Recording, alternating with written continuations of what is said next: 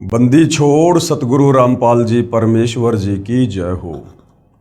परमपिता परमात्मा सारी सृष्टि के रचनहार कुल मालिक असंख्य ब्रह्मांडों के स्वामी जगत गुरु तीनों लोकों में प्रवेश करके सबका धारण पोषण करने वाले राजाधीराज आत्माधार नाथों के नाथ देवों के देव महादेव सर्वेश्वर महेश्वर मृत्युंजय अजरो अमर आदि अनादि सनातनी प्रभु जगत पिता जगदीश्वर श्री श्री 1008 की उपाधि के वास्तविक अधिकारी अकाल मूर्त सौद स्वरूपी राम वासुदेव सर्वगतम परम पूजे प्रथम पूजे परम संत परम पुरुष परम धनी परम दयालु सत्य कबीर हक्का कबीर अल्लाहु कबीर अल्लाहु अकबर बाखबर अल्लाह ताला जगत के तारणहार जगत के मुक्तिदाता जगत के जगन्नाथ हारे के सहारे हिंदुओं के राम मुसलमानों के अल्लाह सिखों के वाहिगुरु ईसाइयों के मसीह दया के सागर दयानिधि करुणा के सागर करुणानिधि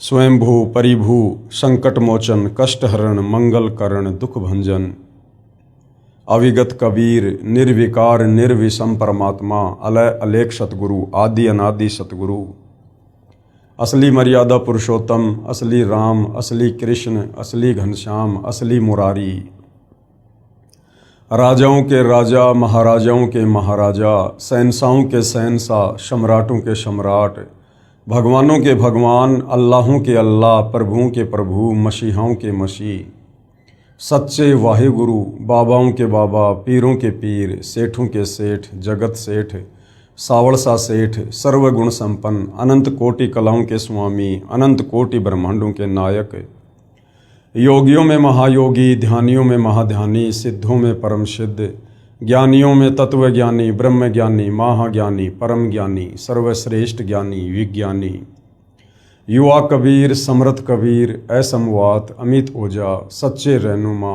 करीम अल्लाह सुभान अल्लाह दुनिया के अंतिम पैगंबर 8 सितंबर 1951 से गांव धनाना जिला सोनीपत हरियाणा भारतवर्ष की पावन भूमि पे प्रकट रियल कल्कि भगवान श्री नारायण साकार हरि श्री बाबा साहिब नूर अनंत परमात्मा सच्चे दरवेश सच्चे बाखबर संत शिरोमणि सतगुरु रामपाल जी परमेश्वर जी के चरण कमल में आप और हम सभी भाई बहनों का अनंत कोटि दंडवत प्रणाम। सत्साई भाई और बहनों, बहुत बड़ी दया बहुत बड़ी मेहर पूज्य गुरुदेव भगवान की परमेश्वर रामपाल जी की, जिनके शुभ आशीर्वाद से विशेष आशीर्वाद से आप और हम सभी आत्माओं को पवित्र पुस्तक ज्ञान गंगा में जो अद्वितीय आध्यात्मिक ज्ञान छुपा हुआ है, जो सर्व धर्मों के सर्व धर्म शास्त्रों से प्रमाणित है, हमें सुनने और समझने को मिल रहा है। यदि इस ज्ञान को अच्छे से समझ लिया जाए और इस ज्ञान दाता सतगुरु रामपाल जी से उपदेश लेकर आजीवन मर्यादा में रहकर भक्ति की जाए तो निश्चित ही हमारी आत्मा का कल्याण इसी मनुष्य जन्म में संभव है। भाई और बहनों, ये पवित्र पुस्तक ज्ञान गंगा, इसके ऊपर आज हमारा ये 15वें नंबर का वीडियो है। यदि आप पहली बार ये वीडियो देख रहे हैं तो आप जी से प्रार्थना करूँगा कि आप जी इस पुस्तक पर बन चुके अब तक के समस्त वीडियो अवश्य देखिए, विशेषकर भूमिका को अवश्य देखिएगा, क्योंकि किसी भी पुस्तक की भूमिका को पढ़े बिना उस पुस्तक में किस प्रकार का ज्ञान है हम समझ नहीं पाएंगे। और ये पुस्तक ज्ञान गंगा, इसे तो जन जन ने पढ़ना चाहिए। जिसको मानव शरीर प्राप्त है स्त्री या पुरुष का, उनके लिए तो ये पुस्तक एक प्रकार से वरदान सिद्ध हो जाएगी यदि किसी ने इस पुस्तक को रुचि लेकर धैर्य के साथ निष्पक्ष होकर पढ़ लिया और यदि इनमें लिखी बातों पर अमल कर लिया तो भाई और बहनों, कुल का मालिक कौन है, एक परमात्मा कौन है, सारी सृष्टि को रचने वाला कौन है, ब्रह्मा विष्णु महेश को बनाने वाला कौन है, दुर्गा और इस ब्रह्म को गीता ज्ञान दाता को उत्पन्न करने वाला कौन परमात्मा है, वो कैसा है, कहाँ रहता है, कैसा दिखाई देता है, कैसे मिलता है और कैसे हम उसको प्राप्त करके और जब तक इस लोक में हैं यहाँ भी आध्यात्मिक लाभ प्राप्त कर सकते हैं और कैसे शरीर छूटने के बाद उस परमेश्वर के लोक में जाकर सदा सदा के लिए सुखी हो सकते हैं। इन तमाम बातों की जानकारी ये आत्मा सदियों से तलाश कर रही है, खोज रही है, परंतु किसी भी सवाल का कोई भी जवाब नहीं मिला।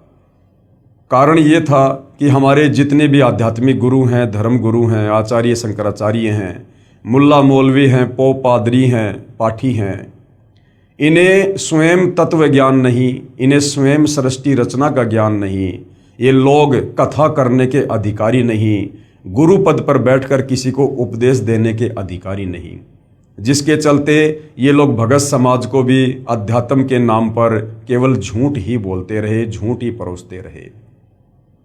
तो भाई और बहनों, अब वो समय आ गया है, साक्षात तत्वदर्शी संत के रूप में, जगत गुरु के रूप में, सर्व सृष्टि को रचने वाले और सर्व सृष्टि वासियों का पालन पोषण करने वाले कबीर परमेश्वर धरती पर प्रकट हो चुके हैं।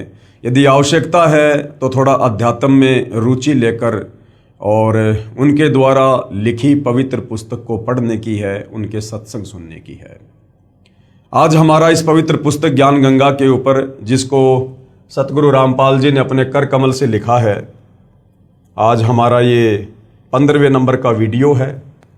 और प्रत्येक वीडियो में हमें अध्यात्म के विषय में वो अनसुनी बातें, वो अनसुनी सच्चाई सुनने और समझने को मिल रही है, जिसके लिए हम युगों युगों से तड़प रहे थे। ये आत्मा भटक रही थी, परंतु वो वस्तु हमें मिल नहीं पा रही थी। तो भाई और बहनों, आज का टॉपिक है कि वो कबीर परमात्मा चारों युगों में आते हैं, यहाँ पर तत्वदर्शी संत की भूमिका करते हैं। आप और हम आत्माओं को अपने तत्व ज्ञान से समझाकर सतलोक ले जाने का प्रयास करते हैं। और जो जो आत्माएं तत्वदर्शी संत रूप में आए हुए कबीर परमेश्वर की शरण ग्रहण करके आजीवन मर्यादा में रहकर भक्ति करती रहती हैं, अंत समय में परमेश्वर उनको अपने साथ अपने निज लोक सतलोक ले जाते हैं। तो सतयुग में कबीर परमेश्वर जी सत सुकृत ऋषि के नाम से प्रकट हुए और किस प्रकार से उन्होंने मनु जैसे विद्वानों को भी, जो लोक वेद के आधार से विद्वान सिद्ध थे, कबीर परमेश्वर जी ने उनको भी वेदों का वास्तविक ज्ञान समझाने का प्रयास किया, सृष्टि रचना से परिचित करवाने का प्रयास किया। लेकिन मान बढ़ाई और अहंकार के चलते मनु जी ने कबीर परमेश्वर, जो सत सुकृत ऋषि के नाम से सतयुग में प्रकट थे, उनकी बातों पर गौर नहीं किया और परमेश्वर का नाम वामदेव रख दिया। क्योंकि परमेश्वर जो सतज्ञान यहाँ बता रहे थे वो यहाँ के चारों वेदों में नहीं है, 21 ब्रह्मांड की सृष्टि में किसी को भी पूरी जानकारी नहीं है, इसलिए उस ज्ञान को पहले कभी नहीं सुना था, इसलिए वो ज्ञान अटपटा लगा और परमेश्वर का नाम वामदेव रख दिया, यानी उल्टा ज्ञान प्रचार करने वाला। लेकिन भाई और बहनों, हम सब उस परमेश्वर की आत्मा है, चाहे ब्रह्मा विष्णु महेश हो, चाहे मनु जी हो, चाहे कोई भी धर्मगुरु हो, चाहे आम इंसान हो, या चाहे लख 84 योनियों में अपना कर्म भोग रहे जीव जंतु पशु पक्षी हों। परमेश्वर की कोशिश हमें हर प्रकार से समझा बुझाकर प्यार प्रेम से, साम दाम दंड भेद से भक्ति मार्ग पर लगाने की होती है। तो सतयुग में कबीर परमेश्वर किस प्रकार से प्रकट हुए, क्या क्या उन्होंने लीलाओं को जन्म दिया, आप और हमने पिछले वीडियो में देखा। आज के वीडियो में हम देखेंगे कि वही कबीर परमेश्वर फिर त्रेता युग में मुनिंदर ऋषि के नाम से प्रकट होते हैं और किस प्रकार से परमेश्वर भिन्न भिन्न लीलाओं को जन्म देते हैं, आप और हमें अध्यात्म समझाते हैं। उससे पहले भाई और बहनों, हमें सृष्टि रचना का ज्ञान होना बहुत जरूरी है, क्योंकि सृष्टि रचना को समझे बिना हम किसी भी धर्म के किसी भी पवित्र सदग्रंथ को नहीं समझ सकते हैं। क्योंकि सृष्टि रचना भक्ति मार्ग में मास्टर की का काम करती है। जिस प्रकार एक मास्टर चाबी होती है, वो किसी भी प्रकार के ताले को खोल देती है, उसी प्रकार अध्यात्म की जो मास्टर की है वो सृष्टि रचना है कि परमेश्वर कौन है, कैसा है, कहाँ रहता है, कैसे उन्होंने सर्व ब्रह्मांडों की उत्पत्ति की, कैसे सूर्य चांद सितारे ग्रह नक्षत्र बनाए, कैसे ब्रह्मा विष्णु महेश की उत्पत्ति हुई, दुर्गा कौन है, दुर्गा का पति कौन है, ब्रह्मा विष्णु महेश के माता पिता कौन हैं, ये काल कौन है जिसको गीता में ब्रह्म कहा गया है, ये निराकार बनकर क्यों रहता है जबकि ये आकार में है, साकार है, मनुष्य दृश्य है, ये सबके सामने क्यों नहीं आता है। इन तमाम प्रकार के सवालों के जवाब, फिर आप और हम क्यों जन्म रहे हैं, क्यों मर रहे हैं, क्यों गधे कुत्ते सुअर बन रहे हैं, क्यों हमारी आंखों के सामने परिवार का परिवार तबाह हो जाता है। कोई नहीं चाहता कि मैं मरूं, मैं बूढ़ा हूं, लेकिन फिर भी हम मरते हैं, वृद्ध होते हैं, सारे कष्ट भोगते हैं। तो इन तमाम प्रकार के सवालों के जवाब आपको सृष्टि रचना समझने के बाद ही मिल सकते हैं, क्योंकि इन तमाम सवालों के जवाब हमारे धर्मशास्त्रों में हैं। चाहे आप मुस्लिम धर्म से हैं, हिंदू धर्म से हैं, सिख या ईसाई धर्म से हैं, उन धर्मों की पवित्र पुस्तकों में, ग्रंथों में इन तमाम सवालों के जवाब छुपे हुए हैं। लेकिन उनको समझने के लिए आपने पहले सृष्टि रचना को समझना पड़ेगा। तो भाइयों और बहनों, सतगुरु रामपाल जी ने अपने सत्संगों में बारंबार हमें सृष्टि रचना सुनाई है। इस पवित्र पुस्तक ज्ञान गंगा में भी उन्होंने सृष्टि रचना का समावेश किया है। सर्व धर्मों के धर्मशास्त्रों से फिर उस सृष्टि रचना को उन्होंने प्रमाणित किया है, जो बिल्कुल सत्य कथा है, नारायण कथा है, अमर कथा है। और इस सृष्टि रचना पर जब तक हमें विश्वास नहीं होगा, तब तक हम भक्ति मार्ग में आगे नहीं बढ़ सकते, हम अध्यात्म में सफल नहीं हो सकते। तो सृष्टि रचना को लेकर पूज्य गुरुदेव भगवान ने बताया कि सर्वप्रथम एक अनामी लोक था। उस अनामी लोक में कबीर परमात्मा स्वयं ही विराजमान थे। उस समय तक उन्होंने कोई भी आत्मा उत्पन्न नहीं की थी। उस परमेश्वर के और भी उपमात्मक नाम थे, सत्य पुरुष, शब्द स्वरूपी राम, अकाल मूरत, परम अक्षर ब्रह्म आदि आदि। उसके बाद कबीर परमेश्वर जी ने नीचे के 3 और अविनाशी लोक रचने का ख्याल किया, विचार किया, और अनामी लोक में बैठकर उस अनामी परमेश्वर ने, क्योंकि अनामी लोक में रहने के कारण कबीर परमेश्वर को अनामी पुरुष भी कहा जाता है, तो कबीर परमेश्वर जी ने अनामी लोक में बैठकर नीचे के 3 और अविनाशी लोकों की रचना की। सबसे पहले अगम लोक की रचना की, उसके बाद अलख लोक की रचना की, और फिर तीसरे नंबर पर सतलोक की रचना की। उसके बाद इन तीनों लोकों में वही कबीर परमेश्वर अपने रूप को रूपांतरण करते हुए सिंहासन पर विराजमान होते हैं। अगम लोक में विराजमान होने के कारण उस कबीर परमेश्वर को अगम पुरुष भी कहा जाता है। फिर अलख लोक में विराजमान होने के कारण उस कबीर परमेश्वर को अलख पुरुष कहा जाता है, और सतलोक में सिंहासन पर विराजमान होने के कारण उसी कबीर परमेश्वर को सत्य पुरुष की संज्ञा भी दी जाती है। उसके बाद कबीर परमेश्वर जी ने तीनों लोकों की रचना करके सर्वप्रथम सबसे नीचे के लोक सतलोक में सृष्टि को रचने की योजना बनाई। सर्वप्रथम कबीर परमेश्वर जी ने अपने एक वचन से 16 द्वीपों की रचना की। उसके बाद 16 शब्द उच्चारण किए और 16 पुत्रों की उत्पत्ति की, और अपने प्रत्येक पुत्र को एक एक द्वीप में रहने का आदेश दिया। उसके बाद कबीर परमेश्वर ने सतलोक में मानसरोवर की रचना की और भी काफ़ी रचनाएं की। उसके बाद कबीर परमेश्वर जी ने अपने 12वें नंबर के पुत्र अचिंत से कहा कि बेटा, मैं आपको वचन शक्ति देता हूँ, शब्द शक्ति देता हूँ, आप सतलोक में कुछ रचना करो। अचिंत ने कबीर परमेश्वर से शब्द शक्ति प्राप्त करके एक अक्षर पुरुष की उत्पत्ति की सृष्टि रचना में सहयोग देने के लिए। अक्षर पुरुष सतलोक में बने मानसरोवर में जाकर सो गया, क्योंकि वहाँ पर श्वासों से शरीर नहीं चलता है, वहाँ पर नूरी शरीर है, एक तत्व का शरीर है। मानसरोवर में सो जाने के कारण और गहरी निंद्रा में होने के कारण अक्षर पुरुष कई युगों तक मानसरोवर से बाहर नहीं आया। अचिंत ने कबीर परमेश्वर से प्रार्थना की कि हे परमेश्वर, सृष्टि की रचना नहीं हो पा रही है, क्योंकि अक्षर पुरुष मानसरोवर में जाकर सो गया है और मैं उसे नहीं जगा पा रहा। तब कबीर परमेश्वर ने कहा कि बेटा, तुम सृष्टि रचना करने में सक्षम भी नहीं हो, समर्थ का काम उसी को साजे और करे तुम मूर्ख बाजे। तुम्हें एक छोटा सा ट्रेलर दिखाया गया था ताकि आगे चलकर मेरे द्वारा की जाने वाली किसी भी रचना में तुम किसी भी प्रकार से बाधक ना बनो, तुम्हें अपनी औकात का पता रहे। उसी समय कबीर परमेश्वर ने उस मानसरोवर के जल को अपने हाथ में लिया, अपनी वचन शक्ति से एक अंडा बनाया, उस अंडे में अपनी वचन शक्ति से एक आत्मा प्रवेश की और अक्षर पुरुष को जगाने के लिए अंडा मानसरोवर में छोड़ दिया। अंडा मानसरोवर में नीचे चला गया। अंडे की गड़गड़ाहट की आवाज़ से अक्षर पुरुष की निंद्रा भंग हुई। निंद्रा भंग होते ही अक्षर पुरुष ने गुस्से से अंडे की तरफ देखा और गुस्से के कारण अंडा दो भाग हो गया, यानी फूट गया। उसमें से एक आत्मा निकली जिसको ज्योति निरंजन का नाम दिया गया, क्योंकि जिस समय अंडे से वो आत्मा निकली थी उसमें तेज था, उसमें नूर था। उसी समय कबीर परमेश्वर जी ने आकाशवाणी की कि अक्सर पुरुष, आप निंद्रा में थे, आपको जगाने के लिए ये सारी क्रिया की गई है, आप दोनों मानसरोवर से बाहर आ जाओ। उसी समय दोनों आत्मा ज्योति निरंजन और अक्सर पुरुष मानसरोवर से बाहर आ जाते हैं और कबीर परमेश्वर ने कहा कि आप दोनों आत्मा, आप अचिंत के द्वीप में उसके साथ रहो।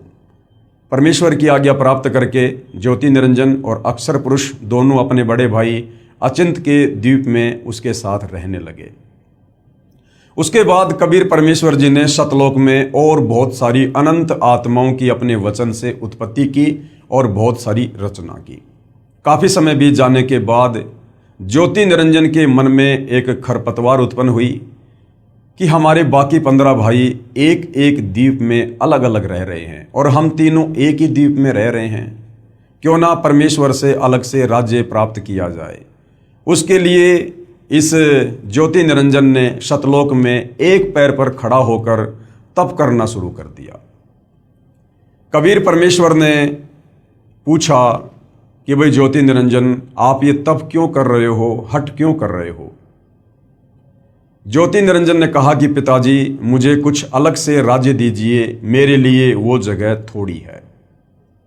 और जिस समय भाई और बहनों ये ज्योति निरंजन सतलोक में एक पैर पर खड़ा होकर तप कर रहा था, उस समय आज आप और हम जितनी भी आत्माएं इस मृत लोक में, इस 21 ब्रह्मांड में, ब्रह्मा विष्णु महेश से लेकर आप और हम जैसे आम इंसान, 184 योनियों के जलचर, थलचर, नभचर जितने भी प्राणी हैं, गंदी नाली के कीड़े से लेकर ब्रह्मा विष्णु महेश तक, जो आज हम यहाँ पर दुख भोग रहे हैं, नरक भोग रहे हैं, जन्म और मरण के रोग में हैं, 184 योनियों का कष्ट भोग रहे हैं, हम सभी आत्माएं उस समय तप कर रहे उस ज्योति निरंजन के ऊपर आसक्त हो गए। कबीर परमात्मा ने हमें बीच बीच में बहुत सावधान किया कि बच्चों, ये नादान है, इसकी नादानी को मत देखो, ये अपने कर्म फोड़ रहा है। आप आत्माओं को किस बात की कमी है? आपको सर्व सुख है, सर्व सुविधा है, आप अपनी भक्ति करो, प्रेम से आराम से रहो, इस नादान की नादानी को मत देखो। हम आत्माएं ऊपर से तो सावधान हो गई, परंतु अंदर से जो कशक थी वो ज्यों की त्यों ज्योति निरंजन के प्रति बनी रही। कबीर परमेश्वर ने देख लिया कि भाई बार बार समझाने के बावजूद भी ये अपनी हरकतों से बाज नहीं आ रहे हैं, ये पतिव्रता पद से नीचे गिर चुके हैं, इनकी आस्था अपने परमेश्वर से हटकर और एक अपने जैसे 2 कोटि के जीव के ऊपर अधिक होती जा रही है। इसलिए कबीर परमेश्वर ने सोचा कि अब ये आत्मा सतलोक में रहने के लायक नहीं है। उधर से जब सत्तरयुग ज्योति निरंजन ने तप पूरा कर लिया तो कबीर परमेश्वर ने कहा, भाई आपको क्या चाहिए? ज्योति निरंजन ने कहा, पिताजी मुझे अलग से राज्य दे दीजिए। कबीर परमेश्वर ने उसके 70 युग के तप के बदले उसे सतलोक में 21 ब्रह्मांड दे दिए, जैसे कोई सेठ साहूकार पिता अपने बच्चे को 21 प्लाट दे देता है। उन 21 ब्रह्मांडों को प्राप्त करके ज्योति निरंजन फूला नहीं समाया और अपने उन ब्रह्मांडों में सैर करने लगा, घूमने फिरने लगा। काफ़ी समय बाद उसके मन में आया कि खाली प्लाटों का क्या करूँगा, इसमें कुछ रचना भी होनी चाहिए। उस रचना की सामग्री को प्राप्त करने के लिए ज्योति निरंजन ने सतलोक में फिर से एक पैर पर खड़ा होकर तप करना शुरू कर दिया। जब 70 युग बीत गए तब कबीर परमेश्वर ने पूछा कि भाई अब आपको क्या चाहिए? जो आपने मांगा था मैंने आपको दिया। ज्योति निरंजन ने कहा कि पिताजी मुझे कुछ रचना रचने की सामग्री दे दीजिए ताकि मैं कुछ कंस्ट्रक्शन अपने ब्रह्मांडों में कर सकूं। उस समय ये 5 तत्व और 3 गुण ये कबीर परमेश्वर के सबसे बड़े पुत्र कूरम के मुकुट में सूक्ष्म रूप में बीज रूप में थे। कबीर परमेश्वर जी ने ज्योति निरंजन से कहा कि आप अपने बड़े भाई कूरम के पास जाओ, बड़े ही प्यार से, बड़े ही अदब से आप उससे ये सामग्री मांगना, मेरा नाम लेकर, मेरा आदेश बताकर वो तुझे प्रदान कर देगा। ज्योति निरंजन अपने बड़े भाई कूरम के पास जाता है रचना सामग्री प्राप्त करने के लिए। कूरम उस समय समाधि में था, ध्यान में था, भक्ति में लीन था। वहाँ जाकर ज्योति निरंजन ने आवाज़ दी कि भैया मुझे पिताजी ने भेजा है तुम्हारे पास में सृष्टि को रचने की सामग्री है वो मुझे चाहिए। लेकिन कूरम ध्यान में था, उसकी बात को नहीं सुन पाया। उधर से ज्योति निरंजन ने अपना धैर्य खो दिया और कूरम को जगाने के लिए उसके मुकुट को हिलाया। जैसे ही कूरम के मुकुट को हिलाया, उसमें से 3 गुण निकले, रजगुण, सतगुण और तमगुण। इन तीनों को प्राप्त करके ज्योति निरंजन बड़ा प्रसन्न हुआ और सोचा इसके मुकुट में तो और भी बहुत कुछ होगा। फिर से उसके मुकुट को हिलाया तो उसमें से 5 तत्व निकले, पृथ्वी, अग्नि, जल, वायु, आकाश। ये बीज रूप में थे, सूक्ष्म रूप में थे। इतने में कूरम समाधि से बाहर आता है और कहता कि आप ये क्या कर रहे हो। ज्योति निरंजन ने कहा कि मुझे पिताजी ने आज्ञा दी है और मुझे ये रचना सामग्री प्राप्त करनी थी। तो कूरम ने कहा कि ये तो बहुत कीमती वस्तु है और मुझे सत्य पुरुष ने दी है, मुझे पिताजी ने दी है, कबीर परमेश्वर ने दी है और उनकी आज्ञा के बिना मैं ये किसी और को नहीं दे सकता। आप थोड़ा सा धैर्य धारण करो, मैं अभी पिताजी से आज्ञा प्राप्त करता हूँ। लेकिन काल ने एक नहीं सुनी और उसी समय वहाँ से वो निकल लिया। कूरम थोड़ा नाराज हुआ और परमेश्वर जी को सारी बात ध्यान के माध्यम से बताई। उसी समय कबीर परमेश्वर जी ने कहा कि बेटा, छोटे गलती किया करते हैं, बड़े माफ़ किया करते हैं।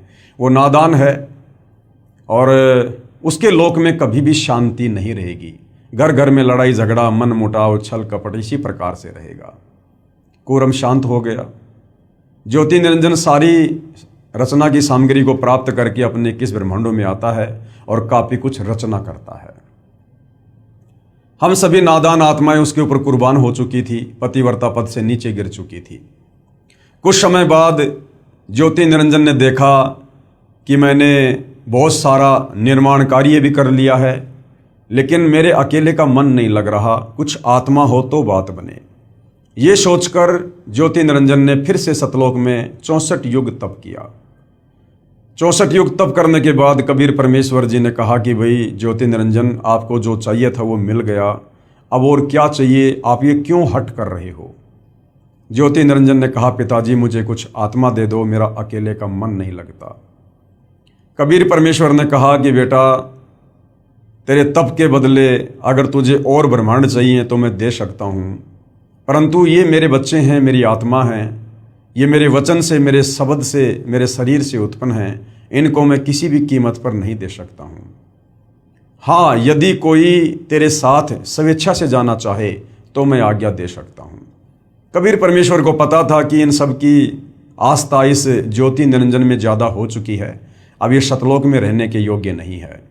और ये ज्योति निरंजन भी हमें बार बार कहा करता था कि मैंने पिताजी से ऐसे ऐसे 21 ब्रह्मांड प्राप्त कर लिए हैं, मैंने बहुत ही बढ़िया वहाँ पर रचना की है, हम वहाँ पर मौज किया करेंगे, सुख भोगा करेंगे, क्या तुम मेरे साथ चलोगे।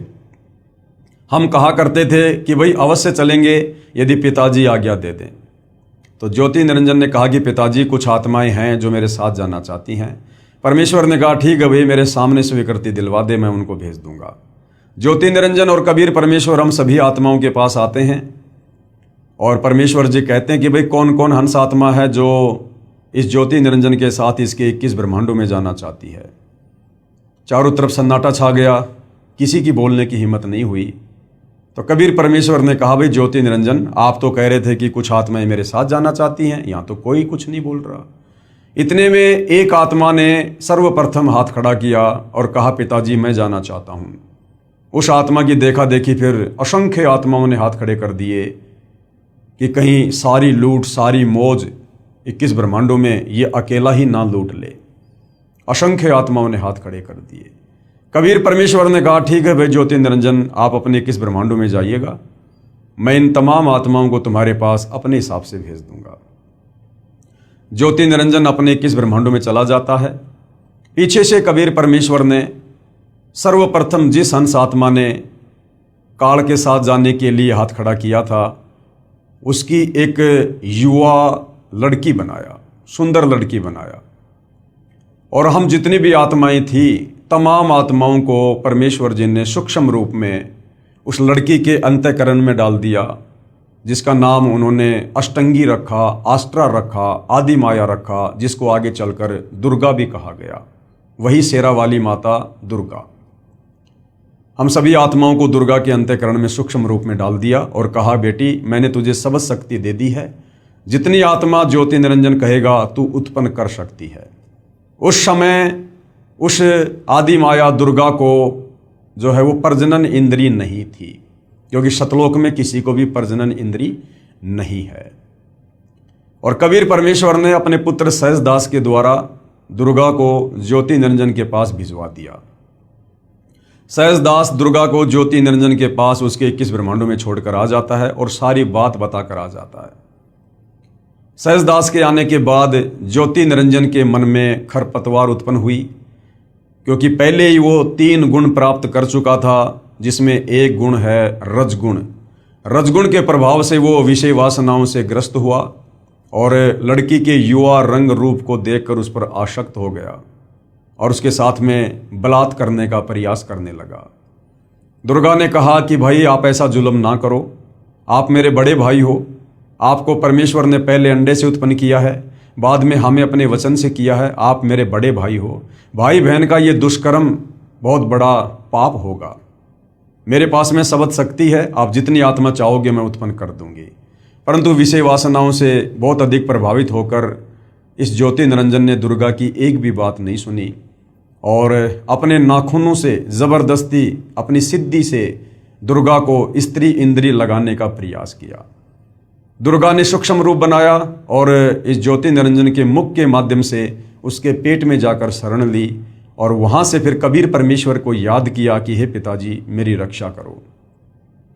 कबीर परमेश्वर वहां अपने पुत्र जोगजीत, जिसको योग संताइन भी कहते हैं, जो परमेश्वर के 16वें नंबर का पुत्र है, उसका रूप बनाकर वहां पर प्रकट होते हैं। और कबीर परमेश्वर जी इस ज्योति निरंजन से कहते हैं कि भाई ज्योति निरंजन, तूने बहुत बड़ी गलती की है, शतलोक में ऐसा गंदा कर्म करने की सोच रखने वाले को भी नहीं रखा जा सकता। मैं श्राप देता हूं, आज के बाद तेरा नाम काल होगा। इतना कहते ही उसका पूरा शरीर काला हो गया, उसके लंबे लंबे दांत, ओछा माथा, विकराल चेहरा, और कहा कि आज के बाद तू 1 लाख मानव शरीरधारी आत्माओं के सूक्ष्म शरीर से निकली वासना को, गंध को, मैल को खाया करेगा।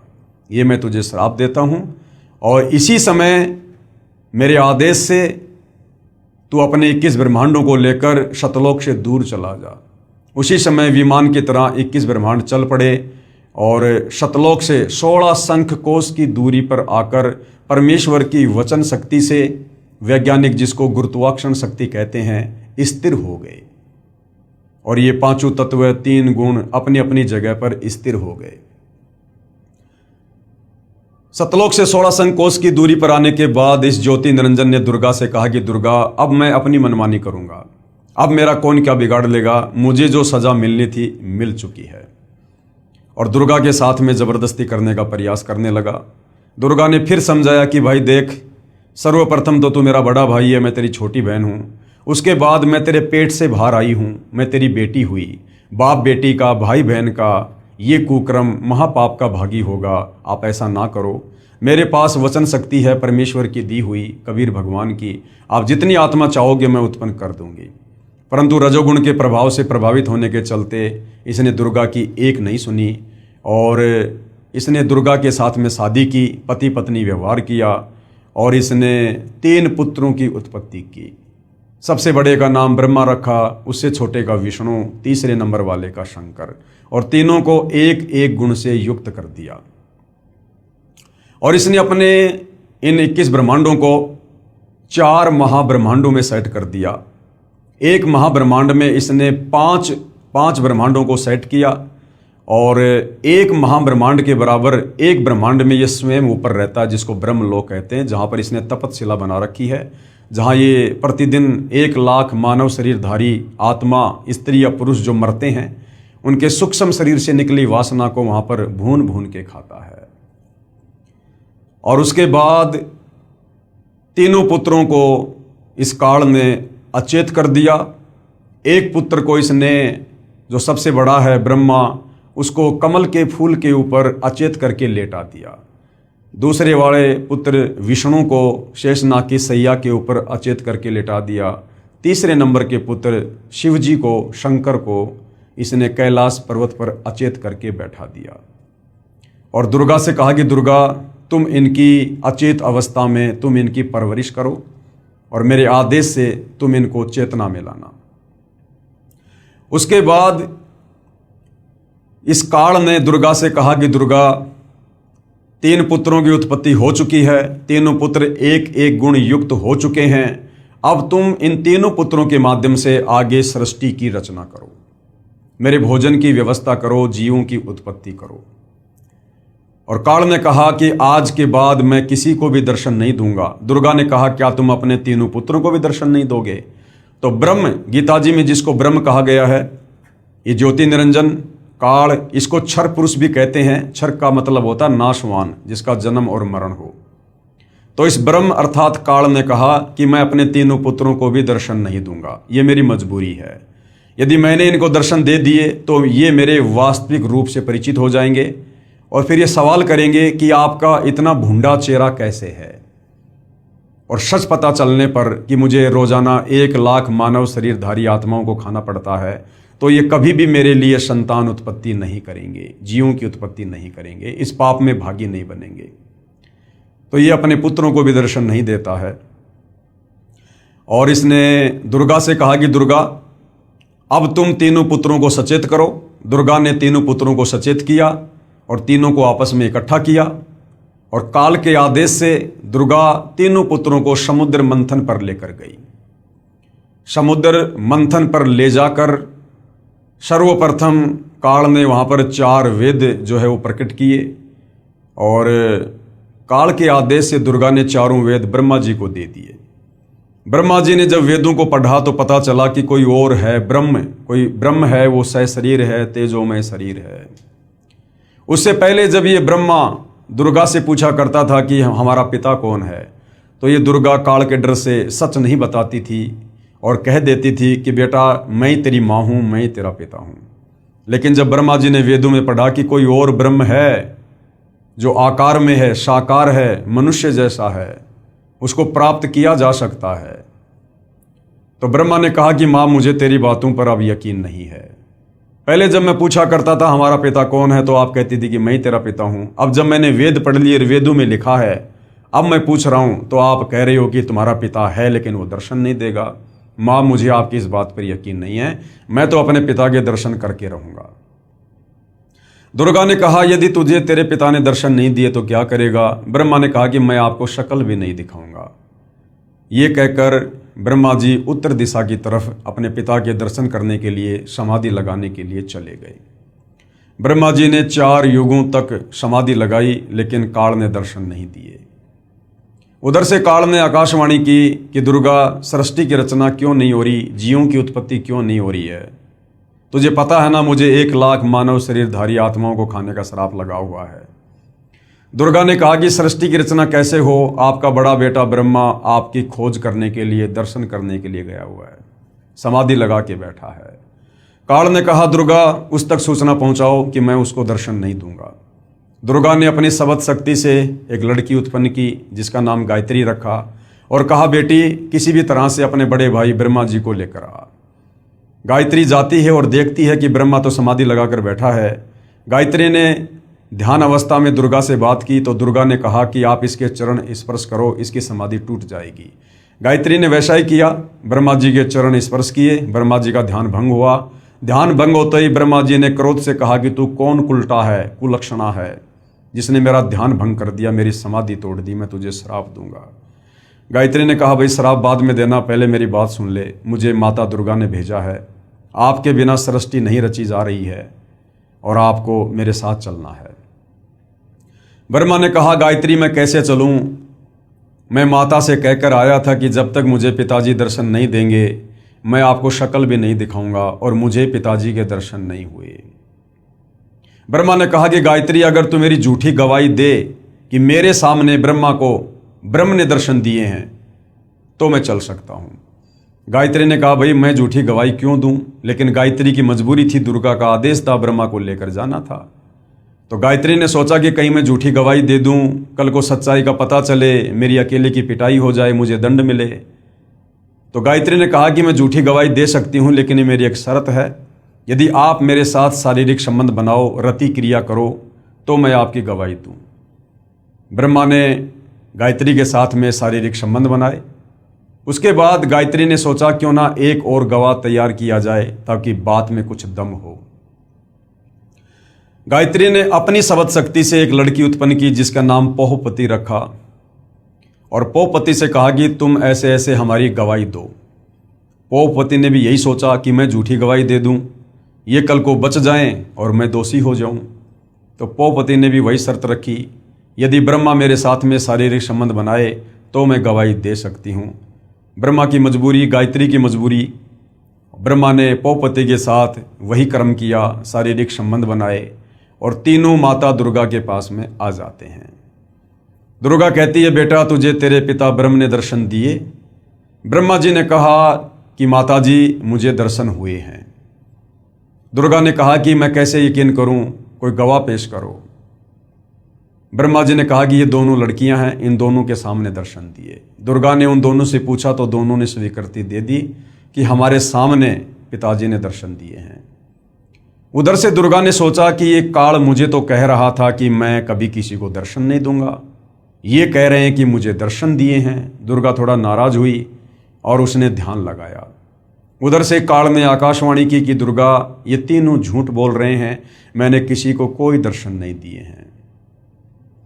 दुर्गा नाराज होकर आई और कहा कि भाई तुम्हारे पिता ने आकाशवाणी की है, उन्होंने तुम्हें दर्शन नहीं दिए, तुम झूठ बोल रहे हो। इतना सुनकर ब्रह्मा जी हंसने लगे और कहने लगे, माता जी मैं क्या करता, मेरी मजबूरी थी, पिताजी ने दर्शन दिए नहीं। मैं आपसे प्रतिज्ञा करके गया था कि यदि पिताजी दर्शन नहीं देंगे मैं आपको शक्ल नहीं दिखाऊंगा, इसलिए झूठ बोलना पड़ा।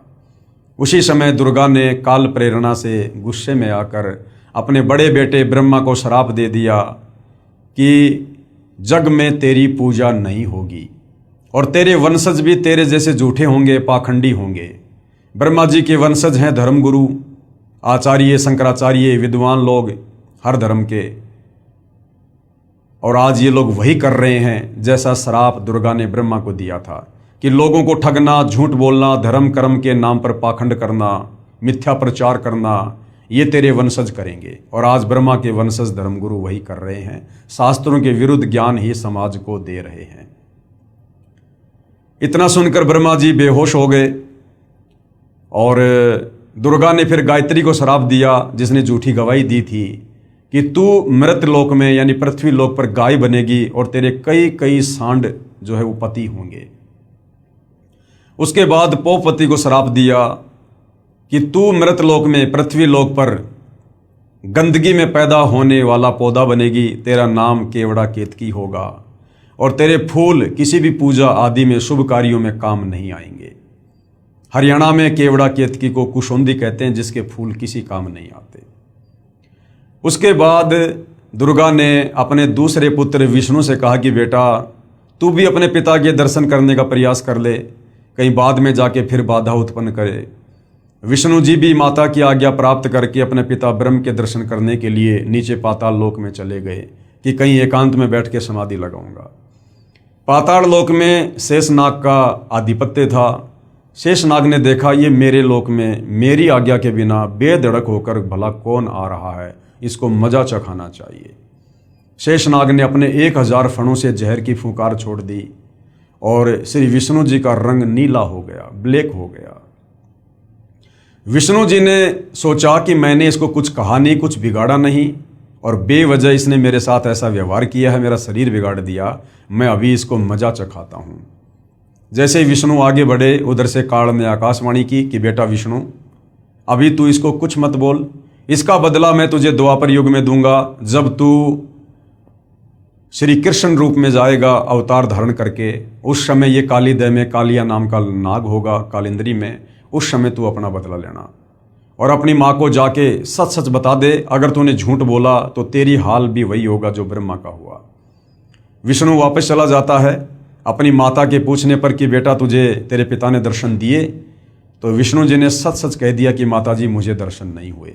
दुर्गा बड़ी प्रसन्न हुई और विष्णु जी को आशीर्वाद दिया कि बेटा तू सत्यवादी होगा, जगत में तेरी पूजा होगी। उसके बाद दुर्गा अपने तीसरे नंबर के पुत्र शिव जी के पास जाती है और कहती है कि बेटा तू भी अपने पिता के दर्शन करके देख ले, तेरे दोनों भाइयों को तो तेरे पिता ने दर्शन दिए नहीं।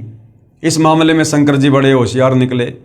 शंकर जी ने कहा कि माता जी, जब मेरे दोनों बड़े भाइयों को पिता ने दर्शन नहीं दिए तो मेरा तो दर्शन के लिए प्रयास करना ही व्यर्थ है। लेकिन माता जी मेरे ऊपर एक दया कर दो, मुझे अमर बना दो, मैं मृत्युंजय हो जाऊं, मैं कभी ना मरूं। क्योंकि सतलोक में हम मरा नहीं करते थे, मृत्युंजय थे, अविनाशी थे, अजरो अमर थे। तो दुर्गा ने कहा कि बेटा इस 21 ब्रह्मांड में तो ऐसा कोई भी नहीं है जो जन्म लेगा और मरेगा नहीं। बेटा ये मेरे वश से बाहर की बात है। हाँ मैं ये कर सकती हूँ, तुझे एक विधि बता सकती हूँ ध्यान लगाने की, समाधि लगाने की, जिससे तेरी उम्र तेरे भाइयों से बड़ी हो जाएगी। बोला माँ वही उपकार कर दो।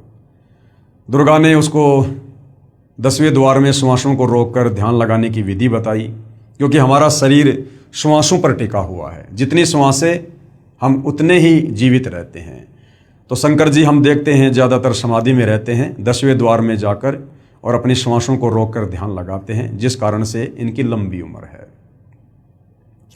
कंप्लीट प्रोसीजर होने के बाद काल ने दुर्गा से कहा कि दुर्गा अब इन तीनों को एक बार फिर से समुद्र मंथन पर लेकर जा और जो जो वस्तु इनको निकले आप इनको दो, आप इनकी शादी करो। दुर्गा अपने तीनों पुत्रों को लेकर समुद्र मंथन पर जाती है। समुद्र मंथन होता है और वहाँ पर दुर्गा स्वयं जल के अंदर छुप जाती है और अपने 3 रूप धारण करती है। समुद्र मंथन होने के बाद में दुर्गा पूछती है कि बच्चों पहले क्या वस्तु निकली? तो ब्रह्मा जी ने कहा कि ये 3 लड़कियां निकली हैं। सबसे पहले ये वाली लड़की निकली है। दुर्गा ने उसका नाम सावित्री रखा और कहा कि आज से ब्रह्मा ये तेरी पत्नी होगी और तुम अपने लोक में जाकर और खुशी खुशी रहो। दूसरे नंबर पर जो लड़की निकली उसका नाम सावित्री रखा और विष्णु जी से शादी कर दी और विष्णु लोक में भेज दिया। तीसरे नंबर पर जो लड़की निकली थी उसका नाम उमा रखा, पार्वती, शंकर जी से शादी कर दी और कहा बेटा जाओ।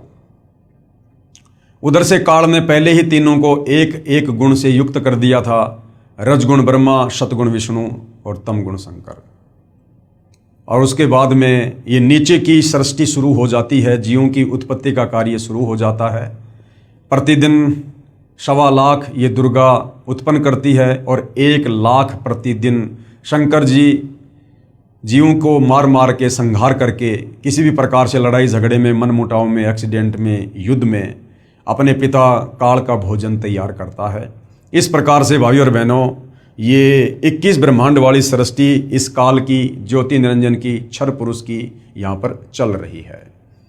यानी आप और हमें समझ में आ जाना चाहिए कि हम यहाँ पर केवल जेल भोग रहे हैं, क्योंकि जो गलती हमने सतलोक में अपने पिताजी के साथ की थी, पतिव्रता पद से नीचे गिर के काल पे आसक्ति करके, हम उसकी सजा भोगने के लिए यहाँ पर आए हुए हैं।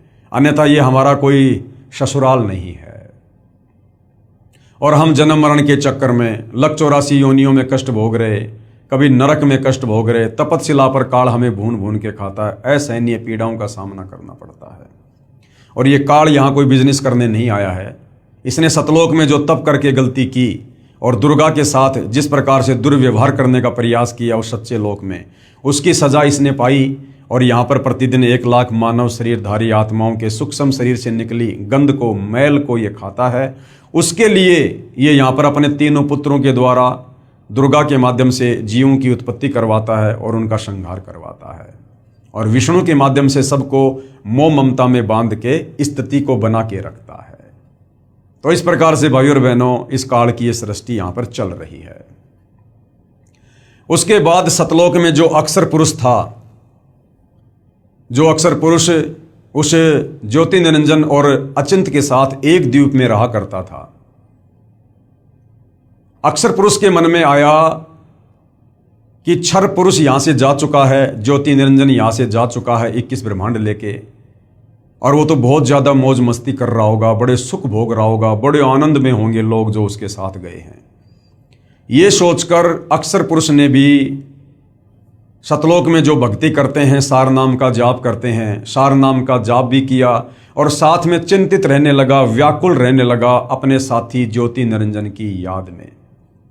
कबीर परमेश्वर ने उसे भी सावधान किया कि बेटा आप ये गलती ना करो, आप पतिव्रता पद से नीचे मत गिरो, आपको यहाँ पर सर्व सुविधा है, आपको जो चाहिए आप बोलो, आप एक जीव के ऊपर आसक्त क्यों हो रहे हो। लेकिन अक्सर पुरुष भी अपनी हरकतों से बाज नहीं आया। काफी समय बाद कबीर परमेश्वर ने पूछा कि बता तुझे क्या चाहिए। अक्सर पुरुष ने कहा कि पिताजी मुझे भी अलग से राज्य प्रदान कर दो। कबीर परमेश्वर ने अक्सर पुरुष को 7 शंख ब्रह्मांड दे दिए। नील शंख, 7 शंख ब्रह्मांड। 7 शंख ब्रह्मांडों को प्राप्त करके अक्सर पुरुष भी बड़ा प्रसन्न हुआ। उधर से सतलोक में जो अन्य आत्माएं थी जिन्होंने पहले काल के साथ 21 ब्रह्मांड में जाने की स्वीकृति नहीं दी थी, हाथ खड़ा नहीं किया था, लेकिन सब कुछ देख रहे थे, उन आत्माओं के मन में भी रह रहकर विचार आने लगा कि काश हम भी हाथ खड़ा कर देते तो हम भी आज काल के साथ, ज्योति निरंजन के साथ 21 ब्रह्मांड में होते और हम सर्व सुख भोगते। ऐसा उन्होंने क्यों सोचा? क्योंकि उन्हें केवल इतना ही पता था कि ज्योति निरंजन यहां से 21 ब्रह्मांड और बहुत सारी आत्माओं को लेकर अलग से राज्य कर रहा है और वो तो बड़े सुख भोग रहा होगा। उन्हें इस बात का नहीं पता था कि किस प्रकार से परमेश्वर ने उसको श्राप देकर और सजा काटने के लिए यहां से बाहर भेजा है और उस लोक में आत्माएं कैसे कैसे नरक भोग रही हैं। आज आप और हमें पता है हम कितना सुख भोग रहे हैं, जन्म मरण के चक्कर में पड़े हैं। मनुष्य जन्म में भी हम सुखी नहीं हैं। कभी एक्सीडेंट हो जाता है, कभी आंख फूट जाती है, पैर टूट जाता है, लकवा मार जाता, बीमार हो जाते हैं, आंखों के सामने बेटा बेटी मर जाते हैं, हमारी अकाल मृत्यु हो जाती है। उसके बाद लक 84 योनि में गधे, कुत्ते, सुअर, कीट पतंग, गंदे नाले का कीड़ा बनकर दुख भोगते हैं। कुत्ता बनकर टट्टी खाते हैं, सुअर बनकर लैट्रिन खाते हैं, गोबर खाते हैं। फिर हमें नरक में ठोका जाता है, नरक में असहनीय पीड़ा भोगते हैं और हर मनुष्य जन्म के बाद हम तपतशिला पर जाते हैं। काल हमें भून भून कर हमारी वासना निकाल कर खाता है। इस बात की जानकारी सतलोक में रहने वाली अन्य आत्माओं को नहीं थी। उन्होंने सोचा वो तो सुख भोग रहे होंगे जो सुख शायद सतलोक में भी ना हो। ये सोचकर वो आत्माएं भी चिंतित रहने लगी और अक्सर पुरुष जब चिंतित रहता था तो उसकी चिंता पर आसक्त हो गए कि देखो किस प्रकार से ये उन्मुना सा रहता है, ना किसी से ज़्यादा बोलता ना चलता और किस प्रकार से यादों में खोया रहता है। यानी साथ में अक्सर पुरुष के ऊपर भी आत्माएं आसक्त हो गई। परमेश्वर ने उन आत्माओं को भी बहुत ज़्यादा सावधान किया, लेकिन वो भी अपनी हरकतों से बाज नहीं आए और पतिव्रता पद से नीचे गिरते चले गए। अंत में अक्सर पुरुष ने कहा जी मुझे कुछ आत्माएं दे दो, मैं अकेला कैसे रहूँगा। कबीर परमेश्वर ने कहा भाई यदि कोई तेरे साथ जाना चाहेगा तो भेज दूंगा, बाकी अपनी तरफ से मैं अपने बच्चों को आपके पास नहीं भेजूंगा। अक्सर पुरुष को पता था कि बहुत सारी आत्माएं मेरे ऊपर आसक्त हैं, मेरे साथ जाना चाहती हैं। उसने कहा पिताजी बहुत सारी आत्माएं मेरे साथ जाना चाहती हैं। कबीर परमेश्वर ने कहा ठीक है भाई, आप मेरे सामने हाँ भरवा दो, मैं आज्ञा दे दूंगा। अक्सर पुरुष और कबीर परमेश्वर दोनों उन आत्माओं के पास गए और कहा भी कौन कौन है जो अक्सर पुरुष के साथ इसके 7 संग ब्रह्मांडों में जाना चाहती हैं। काफ़ी समय तक सन्नाटा छाया रहा, किसी ने हाथ खड़ा नहीं किया। अंत में दुर्गा की तरह एक आत्मा ने दुस्साहस किया, हाथ खड़ा किया और कहा पिताजी मैं जाना चाहता हूँ। कबीर परमेश्वर ने कहा ठीक है भाई। बाकी देखम देखा अनंत आत्माओं ने भी हाथ खड़े कर दिए कि कहीं हम तो पहले ही रह गए थे, हमने पिछली बार भी हाथ खड़ा नहीं किया था, अब की बार रह गए तो कहीं मामला न बिगड़ जाए। अनंत आत्माओं ने हाथ खड़ा कर दिया। कबीर परमेश्वर जी ने अक्सर पुरुष से कहा कि भाई अक्सर पुरुष आप अपने 7 संग ब्रह्मांडों में जाओ, मैं अपने हिसाब से इन आत्माओं को भेजूंगा। कबीर परमेश्वर ने ठीक उसी प्रकार सबसे पहले हाथ खड़ा करने वाले हंस को एक युवा लड़की बनाया, सुंदर लड़की बनाया और अन्य सभी आत्माओं को सूक्ष्म रूप में उसके अंतःकरण में फीड कर दिया। उस लड़की का नाम ईश्वरी माया रखा और उसे 7 संग ब्रह्मांडों में भिजवा दिया और कहा कि बेटी मैंने तुझे वचन शक्ति दे दी है, जितनी आत्मा वो चाहे तू उत्पन्न कर देना। ईश्वरी माया अक्सर पुरुष के पास चली जाती है। उस समय तक ये लोग सतलोक में ही थे। परमात्मा ये देखना चाहते थे कि क्या ये अक्सर पुरुष भी वो गलती करेगा जो गलती उस काल ने दुर्गा के साथ बलात्कार करने की। उस समय तक कबीर परमेश्वर ने स्त्री इंद्री ईश्वरी माया को नहीं लगाई थी। अक्सर पुरुष के पास जाते ही अक्सर पुरुष ने जब लड़की को देखा, रूप रंग निखरा हुआ, युवा शरीर, सुंदर, उसके मन में भी वही दोष उत्पन्न हुआ। परंतु अक्सर पुरुष ने वो गलती नहीं की जबरदस्ती करने की जो ज्योति निरंजन ने की थी। अक्सर पुरुष ने ईश्वरी माया से सहमति ली, शारीरिक संबंध बनाने की, पति पत्नी व्यवहार करने की।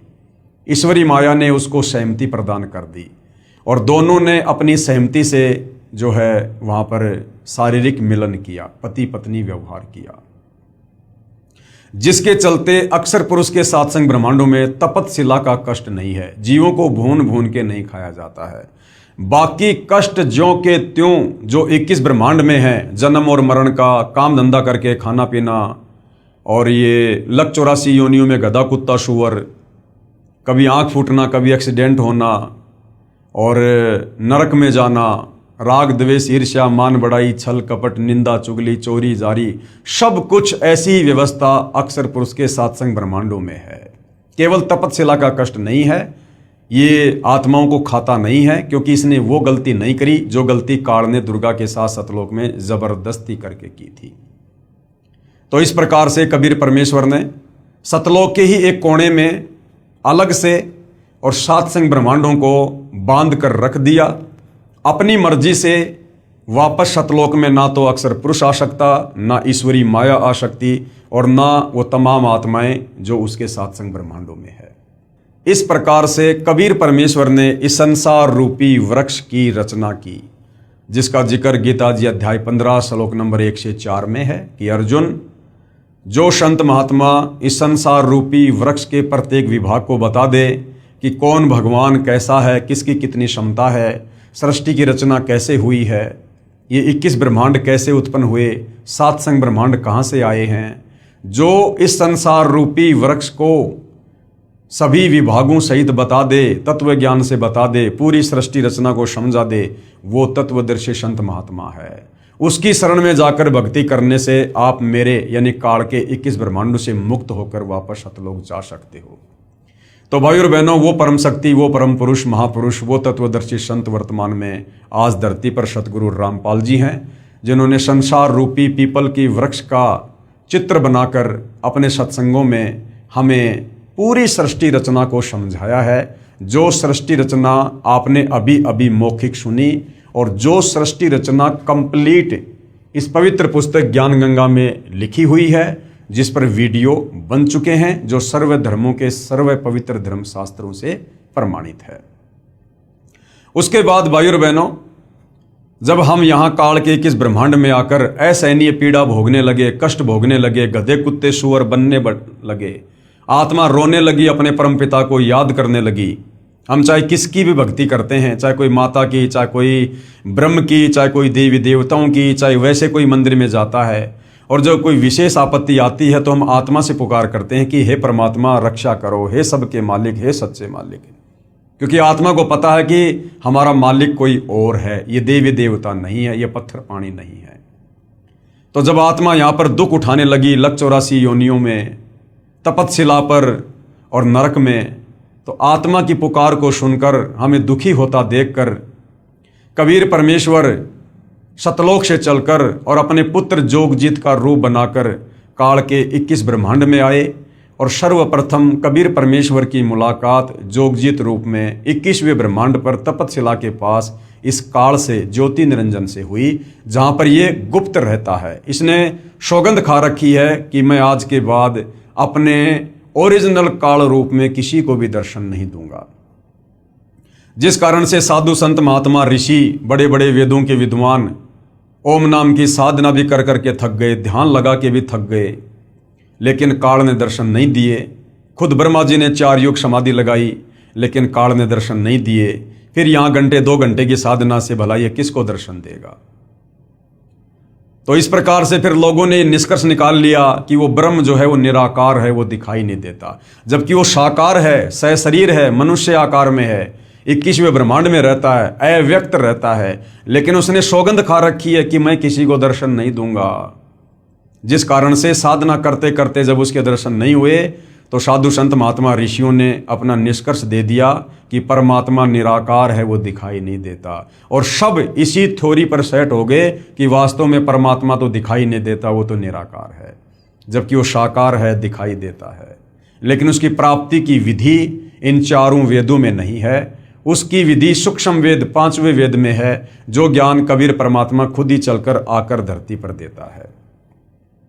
तो कबीर परमेश्वर प्रथम बार काल के 21वें ब्रह्मांड में तपतशिला के पास इस काल बलि से मिले। दोनों में कुछ एग्रीमेंट हुआ, जिसमें एक एग्रीमेंट था कि परमेश्वर आप तीनों युगों में जीव थोड़े लेके जाना, सतयुग त्रेता द्वापर में। चौथे युग कलयुग में आप जितने मर्जी जीव लेकर जाना। काल ने सोचा था कि अभी 3 युगों में तो इनके पास खूब भक्ति है और चौथे युग में ये कंडम हो जाएंगे, और मैं इनको चौथे युग में तरह तरह की पूजाओं पर लगा दूंगा, शास्त्रों के विरुद्ध ज्ञान से ओतप्रोत कर दूंगा, और अपने काल दूतों के माध्यम से ऋषि मुनियों, साधु संतों, आचार्य शंकराचार्य, मुल्ला मौलवियों के माध्यम से शास्त्रों के विरुद्ध ज्ञान दे दे के पाखंड पूजा पर लगा दूंगा, पत्थरों की पूजा पर लगा दूंगा, मंदिर, मस्जिद, चर्च, गुरुद्वारों में भगवान बताकर वहां पर मत्था टिकवा दूंगा, तीर्थ धाम, पैदल यात्रा, कावड़ लाना, बद्रीनाथ, केदारनाथ, हर जगह इनको भटका दूंगा मैं। और जब वो परमात्मा चौथे युग में आकर इनको ज्ञान समझाएगा, ये उसकी एक भी बात नहीं मानेंगे, उल्टा उसका सिर फोड़ेंगे कि तू कहाँ से ये ज्ञान ले आया कि परमात्मा साकार है, दिखाई देता है, कोई सतलोक है। आज वही हो रहा है भाइयों और बहनों।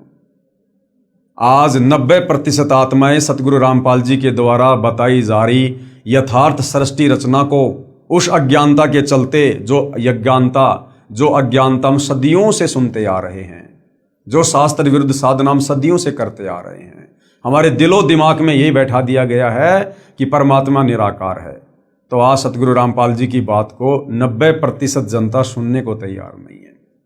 लेकिन भाइयों और बहनों, ये चौथा युग है, कलयुग है।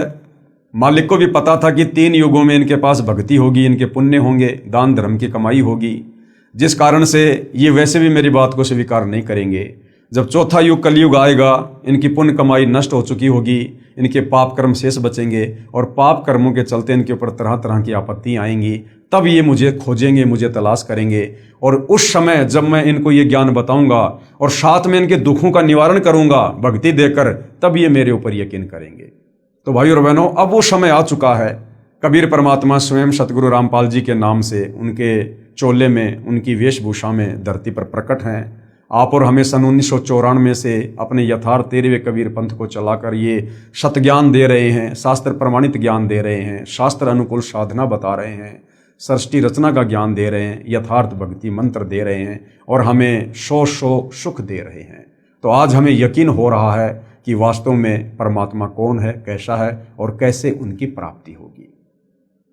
तो भाई और बहनों, पिछले वीडियो में हमने देखा, जो पवित्र पुस्तक ज्ञान गंगा में लिखा हुआ है, कि कबीर परमात्मा अपनी आत्माओं की पुकार को सुनकर, उनके कष्टों को देखकर, वो दयालु परमात्मा सतलोक से चलकर पृथ्वी पर प्रकट होता है, तत्वदर्शी संत की भूमिका करता है, जगत गुरु की भूमिका करता है, सतगुरु बनकर हमें सच्चा ज्ञान देता है, सृष्टि रचना बताता है।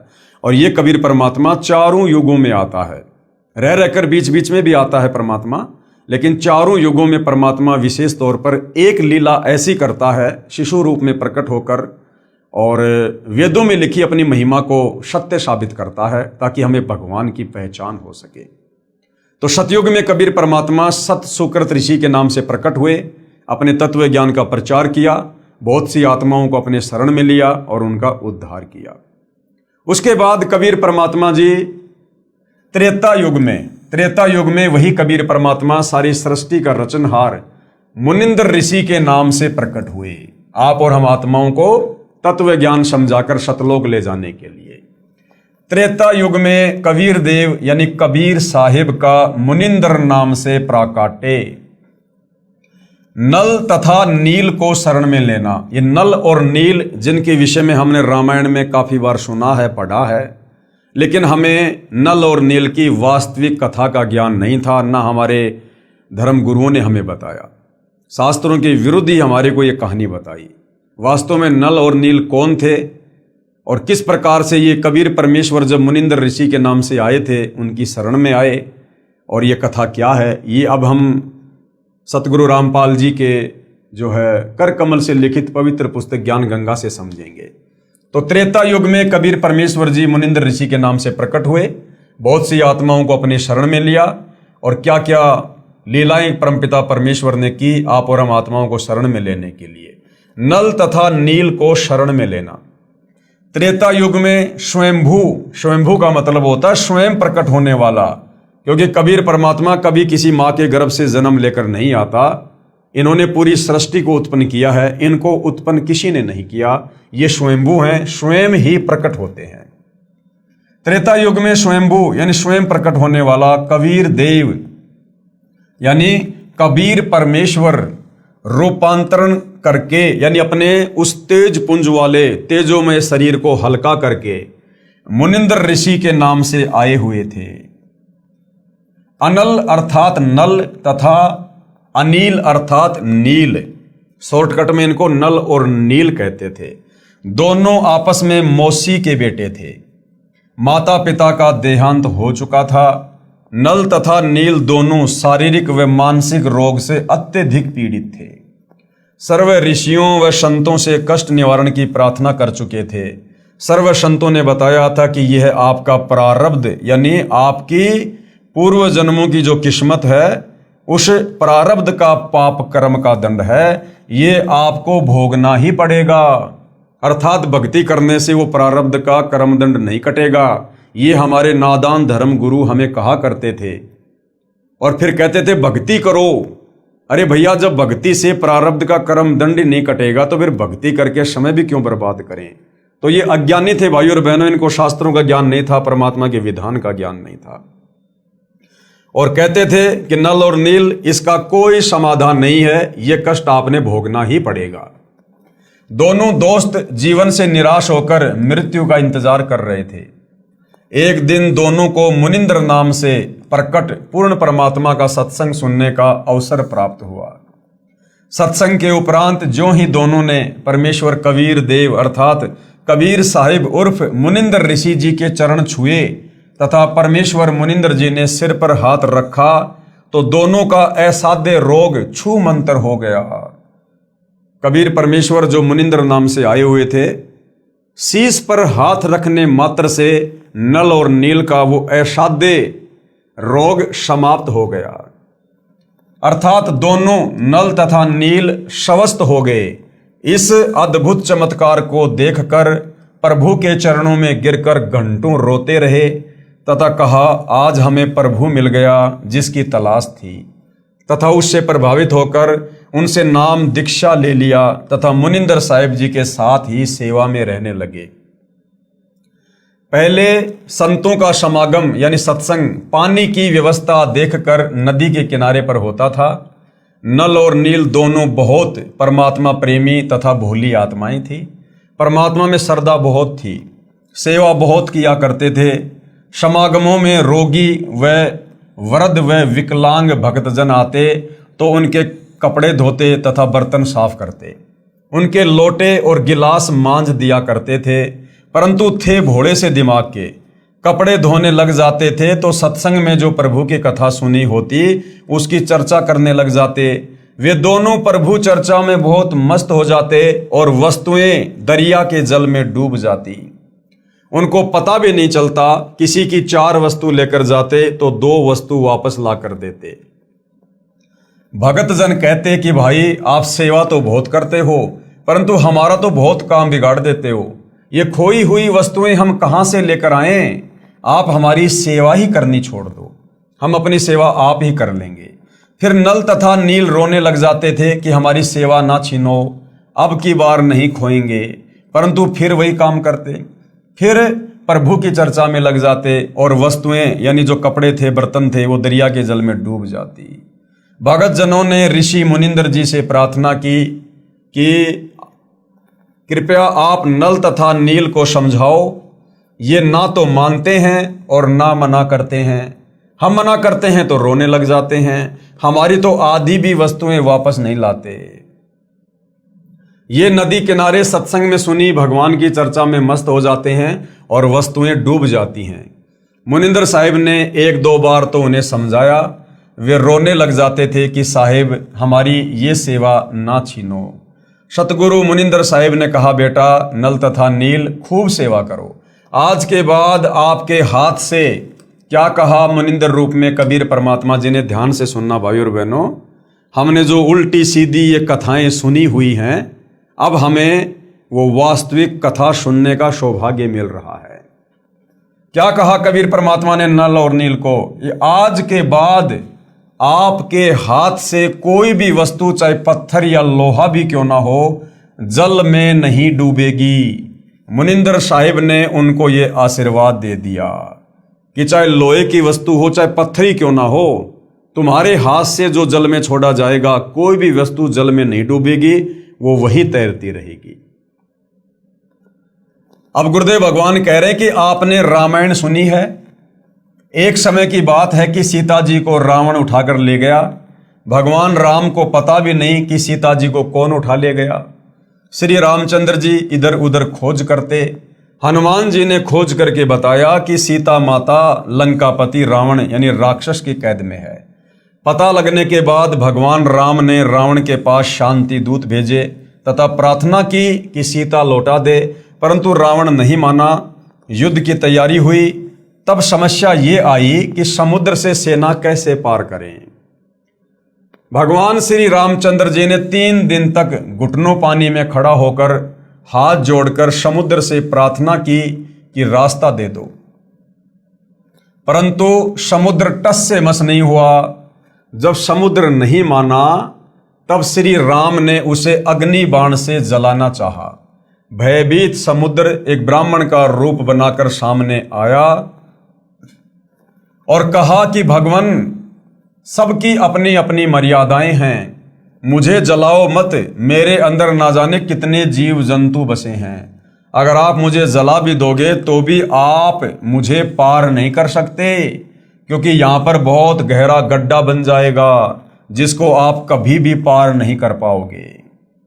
समुद्र ने कहा, भगवान ऐसा काम करो कि सर्प भी मर जाए और लाठी भी ना टूटे, मेरी मर्यादा भी रह जाए और आपका पुल भी बन जाए। तब भगवान श्री राम ने समुद्र से पूछा कि वह क्या विधि है, कि भाई समुद्र देवता क्या विधि है बता। तो ब्राह्मण रूप में खड़े समुद्र ने कहा कि आपकी सेना में नल और नील नाम के 2 सैनिक हैं। उनके पास उनके गुरुदेव से प्राप्त एक ऐसी शक्ति है कि उनके हाथ से पत्थर भी जल पर तैर जाते हैं। हर वस्तु चाहे वह लोहे की हो तैर जाती है। श्री रामचंद्र ने नल तथा नील को बुलाया और उनसे पूछा कि क्या आपके पास कोई ऐसी शक्ति है। नल तथा नील ने कहा, हाँ जी, हमारे हाथ से पत्थर भी जल में नहीं डूबेंगे। श्री राम ने कहा कि परीक्षण करवाओ, यानी उसकी मुझे छोटी सी परीक्षा दो।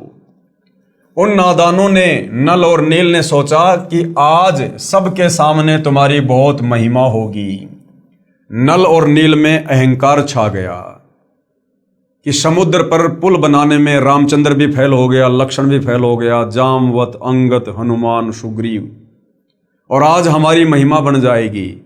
तो उन नादानों ने अपने गुरुदेव भगवान को याद नहीं किया, अपने गुरुदेव को छुपा दिया ताकि किसी को पता ना चले। छुपाने का मतलब उन्होंने उस समय अपने गुरुदेव से कोई याचना नहीं की, दंडवत प्रणाम करके आज्ञा प्राप्त नहीं की कि हे गुरुदेव, हम तो तुच्छ प्राणी हैं, ये तो आपके द्वारा दी गई शक्ति है, आपका आशीर्वाद है गुरुदेव, आप दया करना, इसका पुलिया बन जाए। उन्होंने अपने गुरुदेव का जिक्र तक नहीं किया और कहा, जी हमारे पास में ऐसी शक्ति है, हम पत्थर भी तैरा देंगे। और जैसे उन्होंने पत्थर उठाकर समुद्र पर डालने चाहे, वो पत्थर डूबने लगे। उन नादानों ने, नल और नील ने सोचा कि आज सबके सामने तुम्हारी बहुत महिमा होगी। उस दिन उन्होंने अपने गुरुदेव भगवान मुनिंद्र यानी कबीर साहिब को यह सोचकर याद नहीं किया कि अगर हम उनको याद करेंगे तो कहीं श्री राम ये ना सोच ले कि इनके पास शक्ति नहीं है। यानी आज हमें गुरुदेव भगवान कहते हैं कि बच्चों, कोई भी कार्य करो, घर से बाहर निकलो, काम धंधे के लिए गाड़ी लेकर पैदल, या बच्चे स्कूल जाते हैं तो सबसे पहले मंगलाचरण अवश्य किया करो। मंगलाचरण करते ही हम अपने गुरुदेव को याद करते हैं और हमारा हर कार्य मंगल ही होता है। तो उन्होंने ना कोई मंगलाचरण किया, ना कोई मंत्र जाप किया, ना अपने गुरुदेव को याद किया। तो उन्होंने सोचा कि अगर हम उनको याद करेंगे तो कहीं श्री राम ये ना सोच ले कि इनके पास शक्ति नहीं है, ये तो कहीं और से मांगते हैं। उन्होंने पत्थर उठाकर पानी में डाला तो वह पत्थर पानी में डूब गया। नल तथा नील ने बहुत कोशिश की, कई बार कोशिश की, परंतु उनके पत्थर नहीं तैरे, क्योंकि कबीर परमेश्वर ने, जो मुनिंदर ऋषि के नाम से थे, उन्होंने शक्ति वापस ले ली। तब भगवान राम ने समुद्र की ओर देखा, मानो कहना चाह रहे हो कि आप तो बहुत झूठ बोलते हो, इनमें तो कोई शक्ति नहीं है। समुद्र ने कहा, नल नील, आज तुमने अपने गुरुदेव को याद नहीं किया। नादानों, अपने गुरुदेव को याद करो। वे दोनों समझ गए कि आज तो हमने गलती कर दी। उन्होंने सतगुरु मुनिंदर साहिब जी को याद किया। सतगुरु मुनिंदर यानी कबीर साहिब वहां पर पहुंच गए।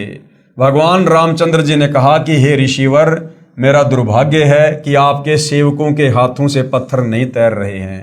मुनिंदर साहिब ने कहा कि अब इनके हाथ से तैरेंगे भी नहीं, क्योंकि इनको अभिमान हो गया है। सतगुरु की वाणी ये प्रमाण करती है कि गरीब जैसे माता गर्भ को राखे जतन बनाए, ठेस लगे तो क्षीण हो तेरी ऐसे भक्ति जाए।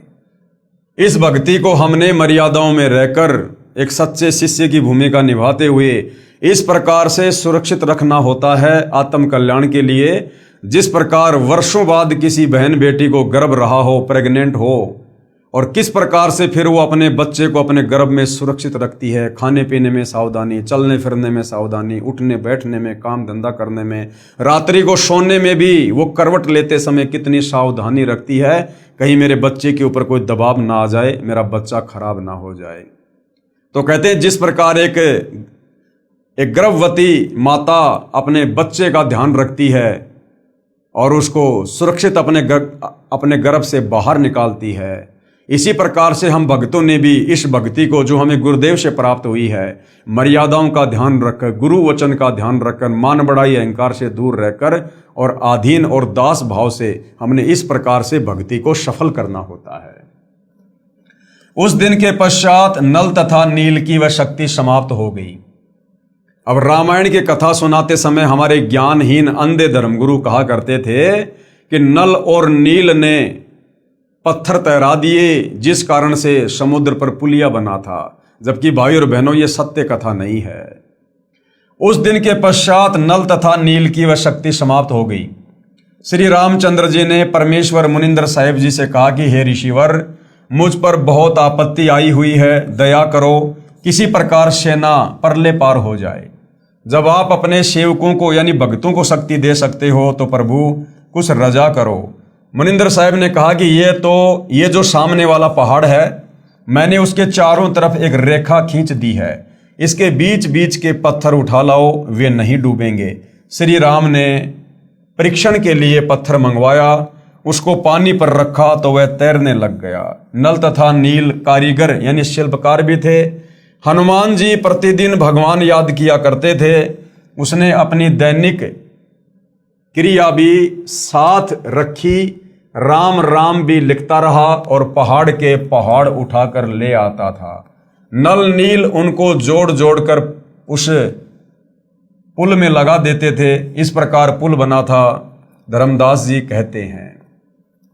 तो भाई और बहनों, आज से पहले हमारे ज्ञानहीन नादान धर्मगुरुओं के द्वारा हमें जो झूठी कथा बताई जाती थी कि नल और नील के हाथ से पानी में पत्थर तैरने लग जाते थे, तो नल और नील पुलिया बनाते समय उन पत्थरों को हाथ से छू दिया करते थे, जिस कारण से वो पुलिया बन गया। तो कोई कहता था कि हनुमान जी उन पत्थरों के ऊपर राम राम लिख दिया करते थे, जिस कारण से पत्थर तैर जाया करते थे। तो ये सारी की सारी झूठी कथा हमें बताई जाती थी। प्रथम बार कबीर परमात्मा अपने पुत्र जोगजीत के रूप में जब तपतशिला पर काल से मिले थे, बहुत सारे एग्रीमेंट हुए थे, जिनमें एक एग्रीमेंट ये भी था, काल ने कहा था कि आप नीचे जाओगे और त्रेता युग में मेरा पुत्र विष्णु नारद जी के श्राप के कारण मृतलोक में जाएगा, कौशल्या के गर्भ से जन्म लेगा और उसको 14 साल का वनवास मिलेगा, और वनवास के दौरान उसकी पत्नी सीता को, जो कि लक्ष्मी का रूप होगी, उसको रावण उठाकर लेकर जाएगा। और रामचंद्र सीता को वापस लाने के लिए समुद्र पर पुलिया बनाना चाहेगा, लेकिन उसका पुल नहीं बन पाएगा। हे परमेश्वर, आप जी त्रेता युग में मेरे बेटे का पुलिया बनवाना। तो अपने उस वायदे के अनुसार त्रेता युग में कबीर परमात्मा मुनिंद्र ऋषि के रूप में आए और अपनी वचन शक्ति से एक पहाड़ के पत्थरों को हल्का किया, जिस कारण से समुद्र पर वो पुलिया बना। अब हनुमान जी सेवक थे, रामचंद्र जी के भगत थे। वो प्रतिदिन अपना राम राम राम राम शब्द का जाप किया करते थे। तो हनुमान जी काम करते करते, पहाड़ उठाते उठाते उसके ऊपर मोटे मोटे अक्षरों में राम लिख दिया करते थे, जिससे उसका मंत्र जाप भी हो जाता था और काम भी हो जाता था। अब बाकी लोग ये सोचा करते थे कि भाई हनुमान जी पत्थर पर राम राम लिख रहे हैं, जिस कारण से ये पत्थर तैर रहे हैं। कुछ लोग सोचा करते थे कि ये नल और नील इनके हाथों में शक्ति है, इनके हाथों से ये पत्थर छूने के कारण ये जल में नहीं डूब रहे। क्योंकि मुनिंद्र ऋषि रूप में परमात्मा कबीर जी की, नल नील की और रामचंद्र जी की जो वार्ता हो रही थी, वो कुछ ही लोगों के बीच में हो रही थी। बाकी लाखों की, वो करोड़ों की सेना दूर थी, उन तक ये बात नहीं पहुंच रही थी। तो बाकी लोगों को उस बात का नहीं पता था कि किस आधार से ये पुल बन रहा है। तो बाद में उन लोगों ने अपने अपने घरों पर जाकर उसी प्रकार से महिमा कर दी कि हनुमान जी राम राम लिखा करते थे, जिस कारण से पत्थर तैर गए। नल और नील के हाथों में शक्ति थी, जिस कारण से वो पुलिया बन गया। और आम समाज में ये गलत धारणा फैल गई, जबकि हकीकत ये है जो अब गुरुदेव भगवान हमें बता रहे हैं। इस विषय में आदरणीय धर्मदास जी ने कबीर परमेश्वर की महिमा में कि कबीर परमेश्वर जी आपने त्रेता युग में मुनिंद्र ऋषि के नाम से आकर नल और नील को अपनी शरण में लिया। आपने रामचंद्र जी का जो पुलिया नहीं बन पा रहा था, वो दुखी था, परेशान था, अपनी पत्नी सीता को लंका से वापस लाने के लिए। हे परमेश्वर, आपने किस प्रकार से उसका पुलिया बनवाया, आप तो महान हो, आपकी महिमा अपरंपार है। उन्होंने एक शब्द गाया।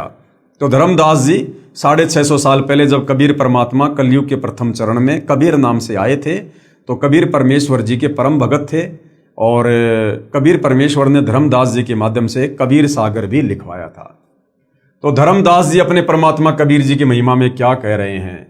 रहे नल नील यतन कर हार, तब सतगुरु से करी पुकार। रहे नल नील यतन कर हार, तब सतगुरु से करी पुकार। जब नल और नील 2-4 बार पानी में पत्थर डालकर फैल हो गए, फिर अंत में उन्होंने अपने गुरुदेव से प्रार्थना की, माफी मांगी। तब वहां मुनिंद्र रूप में कबीर परमात्मा जी वो प्रकट हुए। रहे नल नील यतन कर हार, तब सतगुरु से करी पुकार। जा सत रेखा लिखी अपार, सिंधु पर शिला तिराने वाले। धन धन सतगुरु सत कबीर, भगत की पीर मिटाने वाले। उसके बाद कबीर परमात्मा ने जो रेखा खींची थी उस पहाड़ के चारों तरफ और पत्थरों को हल्का किया था, उसके कारण सिंधु यानी समुद्र पर वो शिला यानी वो पत्थर तैरे और वो पुलिया बना। इस प्रकार कबीर परमात्मा जी को धर्मदास महिमा दे रहे हैं कि हे कबीर परमात्मा, आप जी धन्य हैं और आप अपने भक्तों की पीड़ा को देख नहीं सकते। कोई कहता था कि हनुमान जी ने पत्थर पर राम राम लिख दिया था, इसलिए पत्थर तैर गए। कोई कहता था कि नल नील ने पुल बनाया था। कोई कहता था कि श्री राम ने पुल बनाया था। परंतु ये सत कथा ऐसे है जैसे आपको ऊपर बताई गई है। आगे शत कबीर की साखी पेज नंबर 179 से 182 तक। पीव पिछाण का अंग। कबीर तीन देव को सब कोई ध्यावे, चौथे देव का मरम न पावे। कहते तीन देवताओं को सृष्टि रचना के ज्ञान के अभाव में, शास्त्र अनुकूल साधना के अभाव में तीन देवता ब्रह्मा विष्णु महेश को तो हर कोई ध्यान लगाता है, हर कोई पूजा करता है, लेकिन चौथे देव का मर्म न पावे। चौथा कौन? इनका पिता काल ब्रह्म, जो गुप्त रहता है। वेदों में, गीता में जिसको ब्रह्म कहा गया है, जिसने श्री कृष्ण जी के शरीर में प्रवेश करके गीता जी का ज्ञान बोला, कहते हो चौथे का तो कोई भेद भी नहीं जानता। तीन देव को सब कोई ध्यावे, चौथे देव का मर्म न पावे। चौथा छोड़ो, पांचवे को ध्यावे, कहे कबीर सो हम पर आवे। वो चौथे काल निरंजन को भी छोड़ दो, और जो पांचवे का ध्यान करेगा, पांचवा कौन? कबीर परमात्मा, परम अक्षर ब्रह्म, सारी सृष्टि का मालिक कबीर देव। कहते हैं जो उस काल को यानी चौथे को छोड़कर और पांचवे का ध्यान धरेगा, कबीर परमात्मा का, कहे कबीर सो हम पर आवे, यानी वो हमारे सतलोक में वापस आ सकता है। कबीर ओंकार निश्चय भैया ये करता मत जान। ओंकार यानी ये काल। गीता जी अध्याय 8 श्लोक नंबर 13 में ये गीता बोलने वाला काल ब्रह्म कह रहा है कि मेरा तो एक ओम नाम का मंत्र है। ओम इति एक अक्षरम ब्रह्म व्यवहारण माम अनुस्मरण ये परियाति तजन देहम सयाति परमाम गतम। कि अर्जुन, मेरी साधना का, मुझ ब्रह्म, मुझ काल की साधना का एक ओम मंत्र है जिसको ओंकार कहते हैं। तो कबीर परमात्मा कहते हैं इस ओंकार को, ओम कहो चाहे ब्रह्म कहो, इसको भगवान मत जानो, इसको कर्ता मत जान। साचा शब्द कबीर का पर्दे माही पहचान। सच्चा मंत्र तो कबीर परमेश्वर जी का है, जो तत्वदर्शी संत देता है। कहते हैं उसको पहचान ले, उसकी साधना कर, तब तेरा मोक्ष होगा। कबीर राम कृष्ण अवतार हैं। ये राम और कृष्ण तो विष्णु के अवतार हैं। इनका ना ही संसार, इन्होंने सृष्टि को नहीं रचा। और जिन साहिब संसार किया, जिस परमात्मा ने संसार को रचा, सो किन्हों ने जन्या नार, उस परमेश्वर को किसी भी औरत ने जन्म नहीं दिया। वो जन्म लेकर नहीं आता, जैसे राम कृष्ण माँ के गर्भ से जन्म लेकर आते हैं। इसी प्रकार जिस परमात्मा ने, जिस साहिब ने संसार को उत्पन्न किया, पूरी सृष्टि को रचा, वो किसी माता के गर्भ से जन्म लेकर नहीं आता, वो तो स्वयंभू है। कबीर चार भुजा के भजन में भूल पड़े सब संत। चार भुजा के भगवान कौन है? ब्रह्मा विष्णु महेश, इनकी चार चार भुजा हैं। तो कहते हैं चार भुजा के भजन में, इन ब्रह्मा विष्णु महेश की भक्ति में पूरा संसार भूला पड़ा है। और कबीरा सुमरो तास को जाके भुजा अनंत। और कबीर परमेश्वर हमें भक्ति समझाने के लिए एक भगत बनकर कह रहे हैं कि मैं कबीर तो उस भगवान की भक्ति करता हूं जिसकी भुजा अनंत है, जो अनंत कोटि कलाओं का स्वामी है। कबीर समुद्र पाट लंका गए सीता को भरतार, ताही अगस्त मुनि पी गयो इनमें कौन करतार। नादानी के चलते, सत्य कथा का ज्ञान ना होने के चलते, सृष्टि रचना के अभाव में हमारे नादान धर्म गुरुओं ने हमें बताया कि श्री रामचंद्र जी भगवान हैं, करतार हैं, परमात्मा हैं। इन्होंने समुद्र पे पुलिया बना दिया। तो परमात्मा कहते हैं वैसे तो तुम्हारी बात सही नहीं है, हकीकत तो वो है जो अभी आपको बताई गई। मुनिंद्र नाम से कबीर परमात्मा त्रेता युग में आए थे और उनके आशीर्वाद से वो पुलिया बना था, पत्थर हल्के हुए थे। लेकिन चलो जैसा ये लोकवेद है, सुनी सुनाई बातें चल रही हैं कि रामचंद्र जी परमात्मा है, समुद्र पे पुलिया बना दिया, सेना को पार कर दिया। तो कबीर परमात्मा कहते कि नादानो, अगर तुम इसी छोटी सी बात को लेकर श्री रामचंद्र जी को भगवान मानकर बैठे हो कि उन्होंने समुद्र के ऊपर जो है पुलिया बना दिया, तो परमात्मा जी कहते हैं कि एक अगस्त नाम का ऋषि था, उसने तो एक घूंट में 7 समुद्रों का पानी पी लिया था सिद्धि से। तो बताओ फिर तुम्हारा राम बड़ा हुआ या फिर वो अगस्त ऋषि बड़ा हुआ? तो इन छोटी मोटी इन सिद्धियों से, खेल खिलौने से कोई भगवान साबित नहीं होता है। समुद्र पाट लंका गयो सीता को भरतार, ताही अगस्त मुनि पी गयो इनमें कौन करतार। फिर कहते हैं गोवर्धन गिरी धार्यो श्री कृष्ण जी और द्रोणागिरी हनुमंत, और शेष नाग सब सृष्टि संहारी इनमें कौन भगवंत। दूसरा, हम लोग अध्यात्म की जानकारी ना होने के चलते कहा करते थे कि श्री कृष्ण जी ने गोवर्धन पर्वत को अपनी उंगली पर धारण कर लिया, जिस कारण से हम उनको भगवान कहने लगे। और कहते थे कि हनुमान जी ने द्रोणागिरी पहाड़ को उठा लिया, संजीवनी बूटी सहित द्रोणागिरी पहाड़ को उठाकर लंका ले गए, इसलिए ये भगवान हैं। तो परमात्मा कहते हैं वैसे तो हकीकत कुछ और है। कबीर परमात्मा ने ही श्री कृष्ण जी का रूप बनाकर और गोवर्धन पर्वत को उठाया था, और जो द्रोणागिरी पहाड़ था उसको भी कबीर परमात्मा ने ही हनुमान जी को शक्ति देकर उठवाया था। लेकिन ये भाई और बहनों, जब हमें सतगुरु रामपाल जी के सत्संग सुनेंगे, सृष्टि रचना को समझेंगे, तब हमें पता चलेगा कि कबीर परमात्मा के अलावा सारी सृष्टि में चाहे हनुमान हो, चाहे शनि देव हो, चाहे 33 करोड़ देव हो, चाहे ब्रह्मा विष्णु महेश हो, चाहे काल और दुर्गा है, ये सब जीव श्रेणी में है। जीव श्रेणी में ये कुछ नहीं कर सकते, करने करवाने वाला कबीर भगवान है। तो कहते हैं अगर तुम इसी बात के आधार से श्री कृष्ण जी को भगवान मानकर बैठ गए कि उसने गोवर्धन पर्वत को उठा लिया, हनुमान जी ने द्रोणागिरी पहाड़ को उठा लिया, और फिर तुम ही लोग कहते हो कि शेष नाग के सिर के ऊपर पूरी पृथ्वी रखी हुई है, तो बताओ फिर वो शेष नाग बड़ा हुआ या तुम्हारा हनुमान और श्री कृष्ण बड़ा हुआ? अरे वो द्रोणागिरी पहाड़ और वो गोवर्धन पर्वत जिस धरती पर हैं, उस धरती को तुम कहते हो कि शेष नाग अपने सिर पर रखे हुए हैं, तो बताओ फिर सबसे बड़ा भगवान कौन हुआ? तो कहने का मतलब है ये केवल दंत कथा है, आदि अधूरी ये कथा है। किसी शेष नाग के सर के ऊपर पृथ्वी नहीं टिकी हुई है। ये पृथ्वी परमपिता परमेश्वर के वचन से अपनी जगह पर स्थिर है, घूम रही है। जैसा भी है परमेश्वर के वचन से। हमने सृष्टि रचना में पढ़ लिया कि कबीर परमेश्वर जी ने इस काल को श्राप दिया था, जिस कारण से इसके 21 ब्रह्मांड सतलोक से विमान की तरह चल पड़े और सतलोक से 16 संकोश की दूरी पर आकर परमेश्वर के वचन से स्थिर हो गए। वैज्ञानिक जिसको गुरुत्वाकर्षण की शक्ति कहते हैं।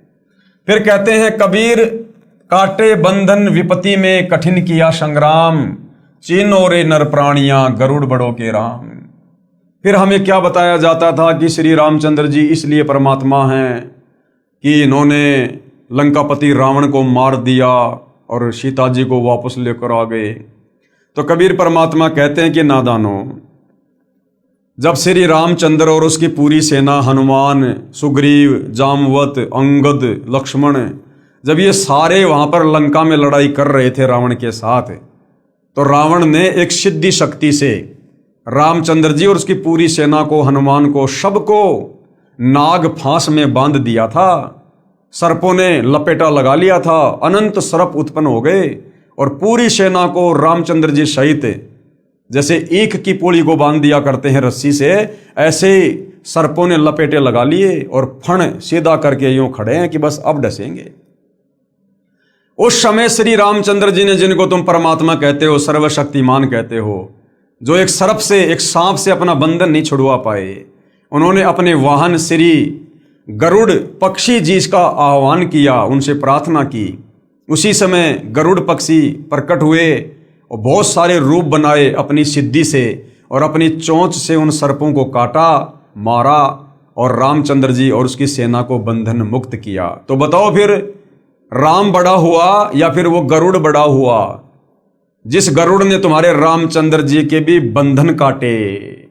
काटे बंधन विपत्ति में कठिन किया संग्राम, चीनो रे नर प्राणियों गरुड़ बड़ो या राम। कबीर कहे कबीर चित चेत हूं, शब्द करो निर्वार, श्री राम ही करता कहत भूल पड़ो संसार। कबीर जिन राम कृष्ण व निरंजन कियो, सो तो करता न्यार। क्या कहते हैं कबीर परमात्मा कि जिस भगवान ने तुम्हारे श्री कृष्ण जी को भी बनाया, और श्री कृष्ण यानी ब्रह्मा विष्णु महेश के पिता, निरंजन यानी इस काल को भी बनाया, कहते हैं वो परमात्मा तो कोई और ही है। अंधा ज्ञान न बूझ ही, मूर्ख आदमी उसके विषय में नहीं पूछेंगे, नहीं जानेंगे, कहे कबीर विचार। कहते हैं इन बातों पर तो कोई अधिकारी भगत, अधिकारी हंस ही चर्चा करेंगे। उसके बाद भाई और बहनों, द्वापर युग में कबीर देव यानी कबीर साहिब का करुणामय नाम से प्राकाटे, यानी द्वापर युग में किस प्रकार से वही कबीर भगवान, वही कबीर परमात्मा, सारी सृष्टि का मालिक, जिसने असंख्य ब्रह्मांडों की रचना की है, द्वापर युग में वही कबीर परमात्मा करुणामय ऋषि के नाम से प्रकट होते हैं और किस प्रकार से अपनी लीला करते हैं, किन किन आत्माओं को अपनी शरण में लेते हैं, और किस प्रकार से इस अध्यात्म को, सृष्टि रचना को, तत्व विज्ञान को हम काल के 21 ब्रह्मांडों में फंसी आत्माओं तक पहुंचाते हैं। इस पर हम विशेष तौर पर भाइयों और बहनों अगले वीडियो में चर्चा करेंगे, क्योंकि ये परमेश्वर की महिमा है, जगत पिता जगदीश्वर की महिमा है, जिनके विषय में आज से पहले हम कुछ भी नहीं जानते थे।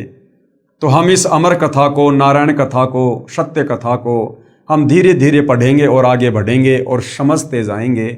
और जिन जिन भाई बहनों को समझ में आ रही है उनसे प्रार्थना है, भाई ये मानव जन्म बड़ा दुर्लभ है, और जब तक हम तत्वदर्शी संत की शरण में नहीं आ जाते हैं और उनकी मर्यादा में रहकर भक्ति शुरू नहीं करते हैं, तब तक हमें इस मनुष्य जन्म का भी भरोसा नहीं है। ये कब हमारे हाथ से निकल जाए, कब किस घटना में हमारी मृत्यु हो जाए, कब ये अनमोल शरीर हमारे हाथ से छूट जाए और काल हमें तुरंत लक 84 योनि में, नरक में गधा कुत्ता सूअर बनाकर छोड़ देगा।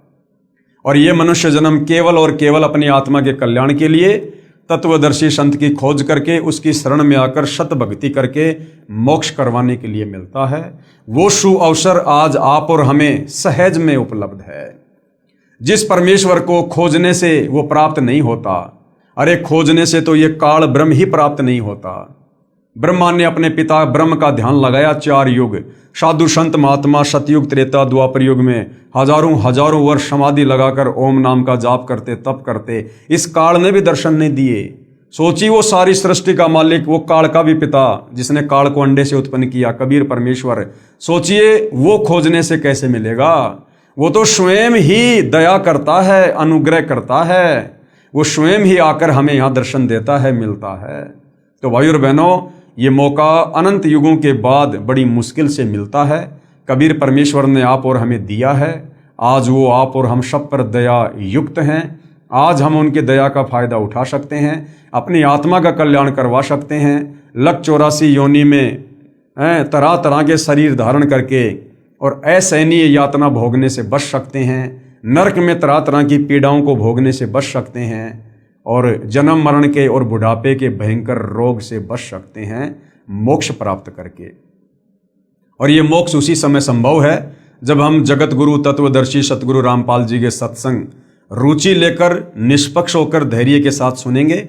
ज्ञान समझ में आने के बाद हम उनसे उपदेश प्राप्त करेंगे और फिर वे जो मर्यादा बताएंगे, जो नियम बताएंगे, उन नियमों में रहकर यदि भक्ति सफल करेंगे तो भाई और बहनों हमारी आत्मा का कल्याण होगा। ये जन्म जन्मांतरों का कष्ट हमारा कटेगा जो हम इस काल के 21 ब्रह्मांड रूपी जेल में काट रहे हैं। तो भाई और बहनों, आज के वीडियो में केवल इतना ही। यदि ज्ञान समझ में आ रहा है तो सतगुरु रामपाल जी से अविलंब नाम उपदेश लें और अपनी आत्मा का कल्याण करवाएं। तो आज के वीडियो में केवल इतना ही, बाकी चर्चा हम कल करेंगे परमेश्वर की महिमा में। तब तक गुरुदेव भगवान हम सबको आज्ञा दे, आशीर्वाद दे, सद्बुद्धि दे, हमारा मार्गदर्शन करे, हमें भ्रमने भटकने से बचाए और गुरुदेव के कर कमल से लिखित ये पवित्र सृष्टि रचना, ये हमारी इस 2 कोडी की इस बुद्धि में समाये, हम इसको समझ सकें, हम अमल कर सकें और अपनी आत्मा के कल्याण के लिए नाम उपदेश ले सकें। बंदी छोड़ सतगुरु रामपाल जी परमेश्वर जी की जय हो।